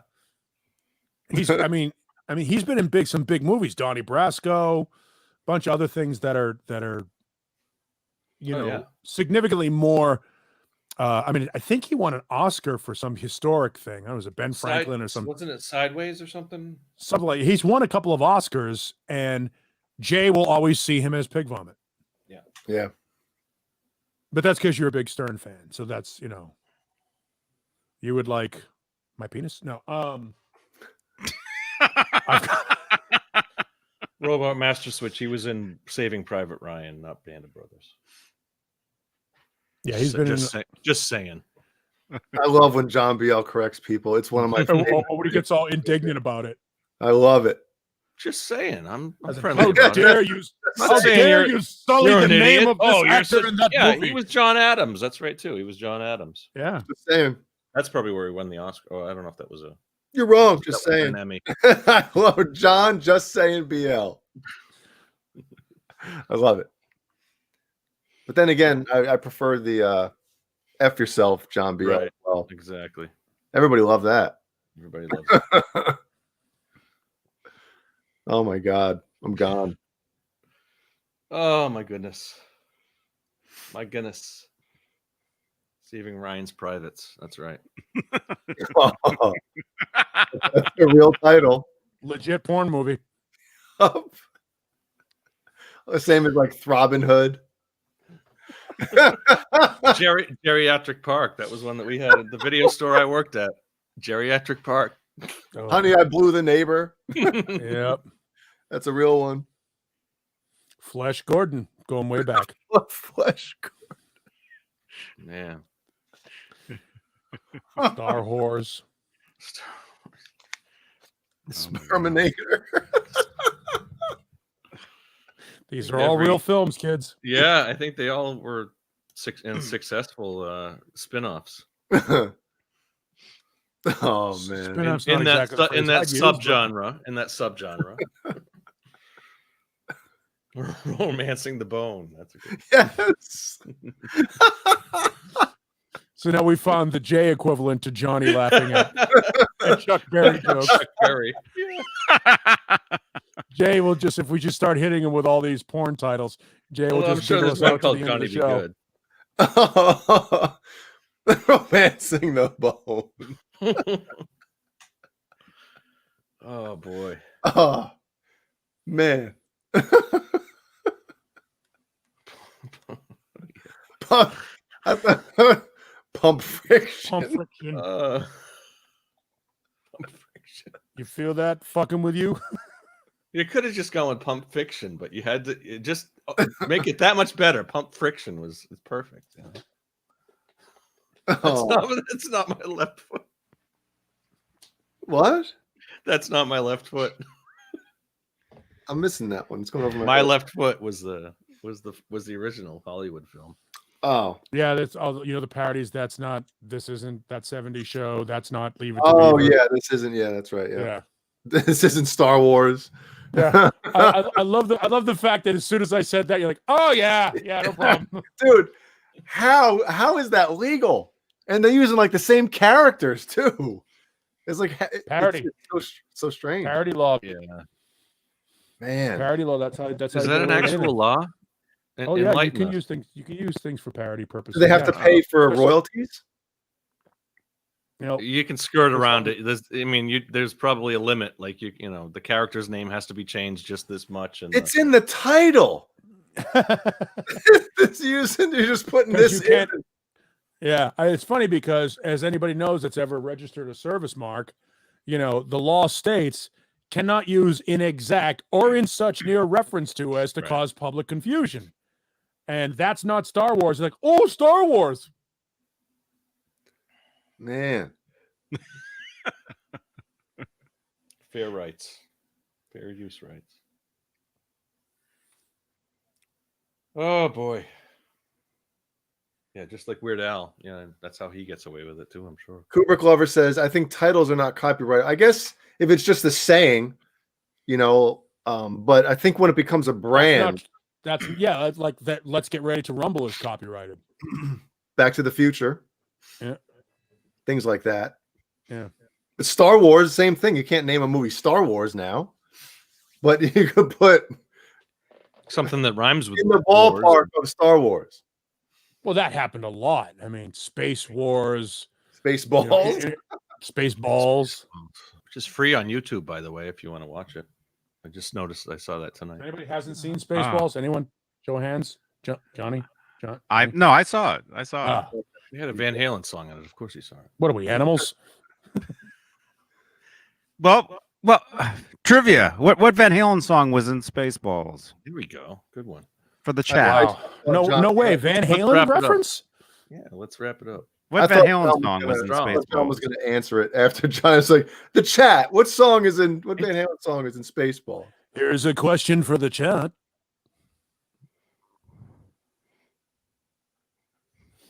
Come on, chat. Waiting. Nothing. We're still with the porn names. Even they're tired of Van Halen references on this show. Jeff T almost got it. That's sort of it. I don't even know how to pronounce that. Kapod Inio. GoPod. He works in tech support. Oh yeah. Still, no one's gotten it. Well, Really? Nope, no one's gotten it. Just saying. Nope, not good enough. Got it wrong. Nope, Tom. There's an extra capital letter in there. Can't take that one. Wrong. Typo. Sleeping Booty. There you go, Jeff. That was so stoner. Sleeping booty. Gooped enough. There you go. That's the one we're looking for. Well, he got it. He was the only one to answer since that. He's the only one to answer at all. Yeah. Wally, what? Are those actual movies? Yes. I think Renus is coming up with some stuff on his own. Yeah, that's But it's still funny though. He works for the That's what he does for a living. What do you do? By the way, Facebook just asked me to take a COVID-19 survey from Carnegie Mellon University. Delete. Wow. Man, my eyes, dude. Holy shit. Oh my God. man.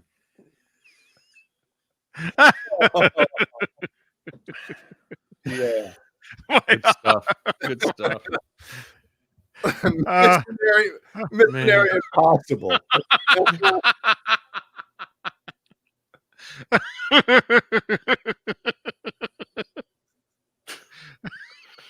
Oh man. This is The porn identity. I'm having a ball. John Biel is like, oh my God, we get off the show. Oh, let's wrap it up already. Look at these titles. You Man. They're certainly not at a loss for Oh my gosh. Oh, Tom. American. Look at this side of the screen. Oh. I'm just watching John Biel twist. In agony. No, it's not even that. I'm tired. I'm running on low energy right now. Yeah, it's only 3 a.m. What the hell? Yeah, should it's you be only up 3 for? in the movement. Oh my gosh. That All dude in at the the Robin.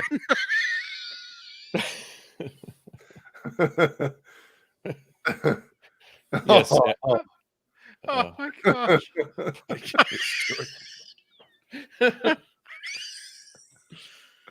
I like listening to you you're wheezing like Precious Pop. Oh my gosh.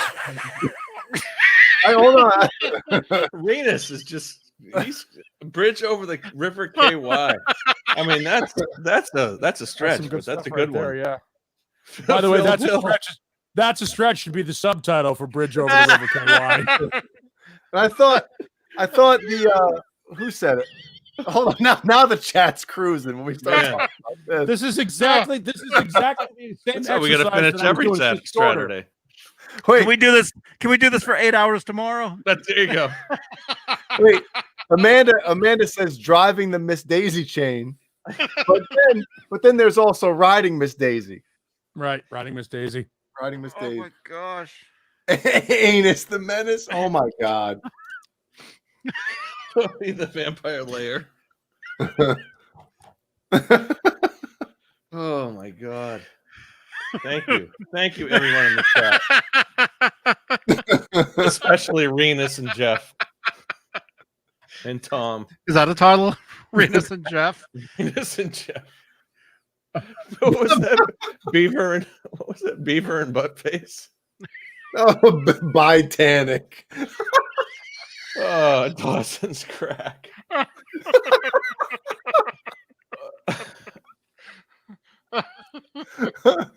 Oh my god. The fun part about it is one of these guys is giggling because he's high as fuck. Let's see which one? of these guys is high as fuck. Johnny's eyes, man. Yo. Yeah, I know my glasses, man. Oh.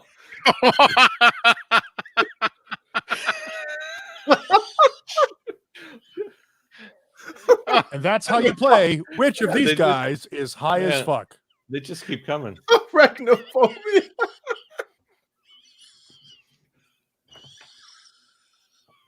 I'm just listening to Johnny lose oxygen. Young Buns.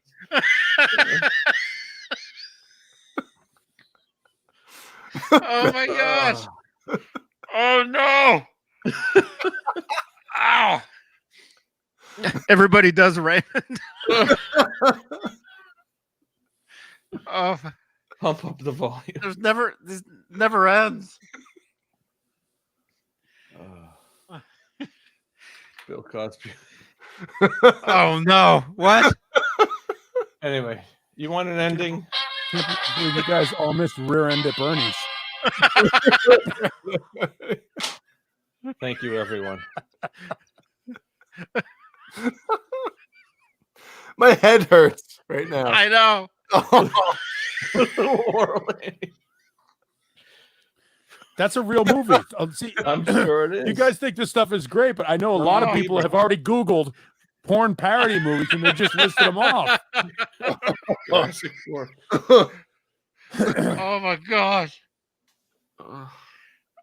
Oh. Wait, all right, hold on. Grease.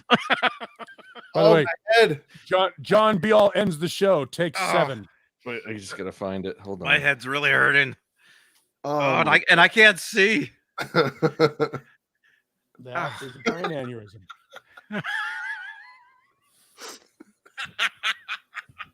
Oh no. now you've done it. No, I just gotta find the ending one. Oh my. The happy ending. Where's the happy ending? Are we good? Are we good? Are we good? Good. You have the power to end this, John. You could just I'm trying. just leave studio. Go ahead. Do it. I can't know even you want see to. anymore. I do. That'll go as a what does it say when you quit your job? What's it called? Resignation. Yes, that's him filling out his record. His what? His Shit.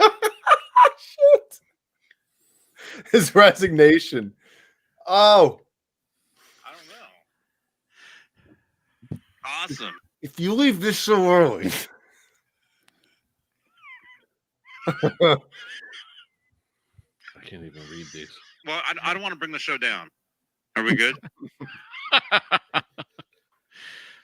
Oh my gosh. Let's wrap it up. Thank you, everyone, for joining us. Thank you for all the wonderful titles of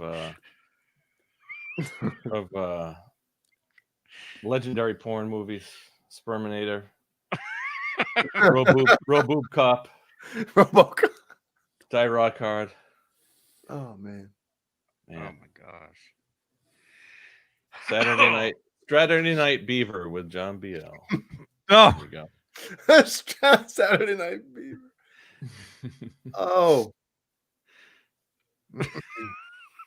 No, You guys have also missed. You've also missed the Bukkake code. oh my goodness. Yeah. Wow. Anyway, tune in to Johnny tomorrow on Twitch For 8 for goddamn 8 hours. straight Well, hours. Maybe. Well, maybe. yeah, maybe 8 minutes. I'll do something. I'll do some, maybe not 8 hours. Yeah, not 8 hours. Meh. Meh. Yeah, that's how this show went tonight. Meh. I thought it was fun. It was meh, Yeah. but Had a great time. What about you? Yeah, I thought it was a lot of fun. I always have fun, though. I do always have fun. I just hope the chat had as much fun as we Wrong. Just saying. did. Thank you. Read that one. Hold on, I just showed it.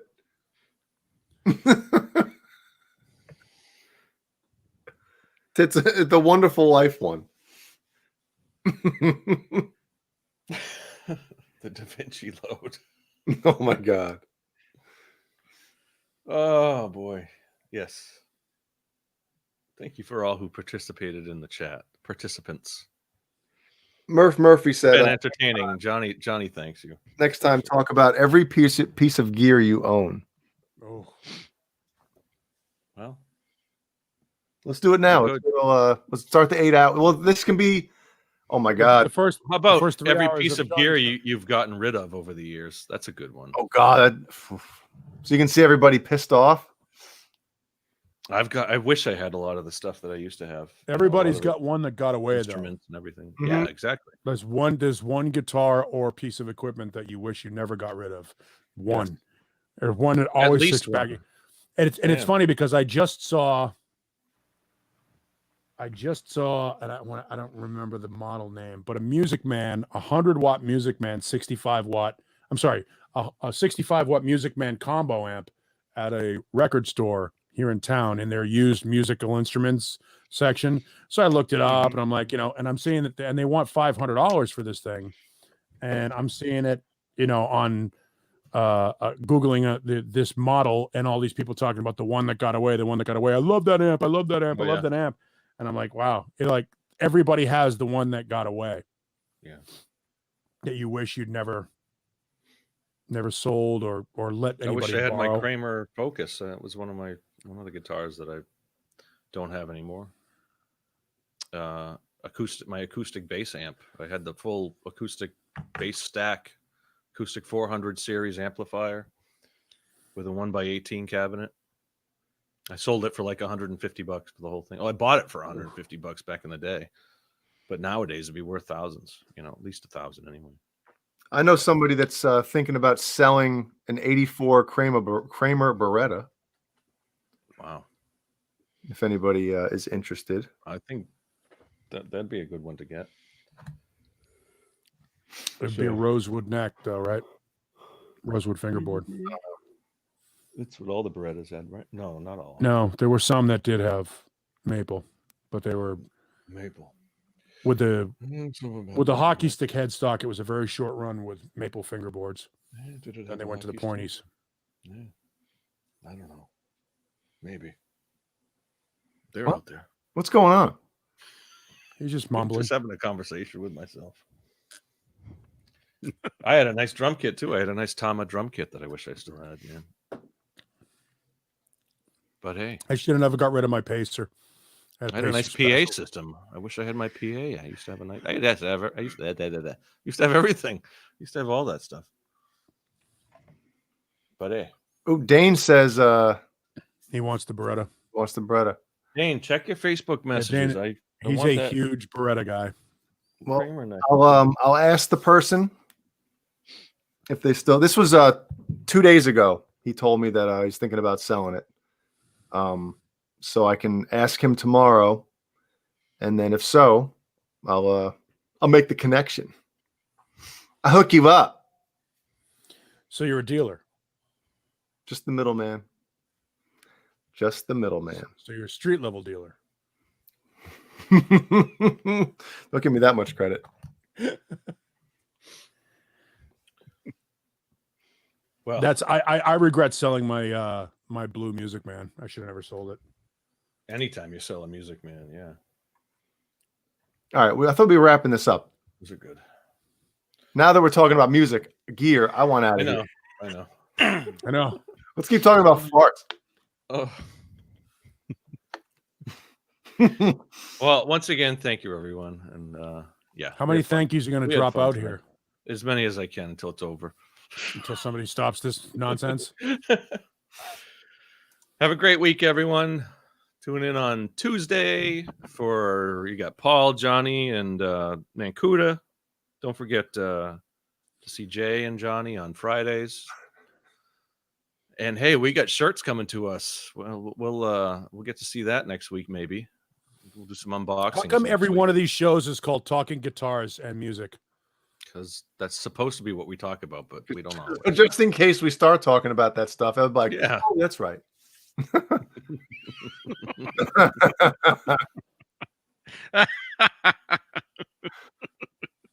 And yeah, well, don't forget Jay's show as well. And thanks, man. We watched. I watched. What was it? Wednesday night, and we're calling it not Winger Wednesday, but Metal Wednesday, something like that. Something like With that. Jay and it says metal above there. Brendan. Jay and Brendan, right? Brian, Brendan, Renus or Jeff or Murphy, Amanda, anybody. All right.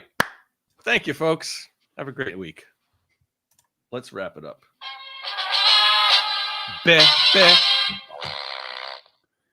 Exactly. And tune into the Johnny's sleep stream. we're not live.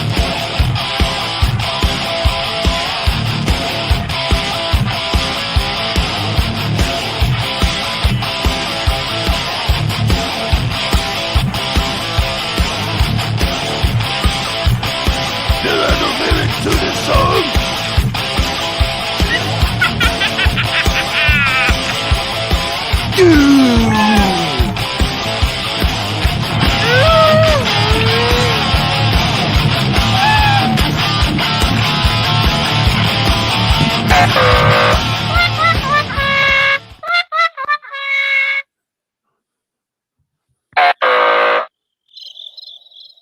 What?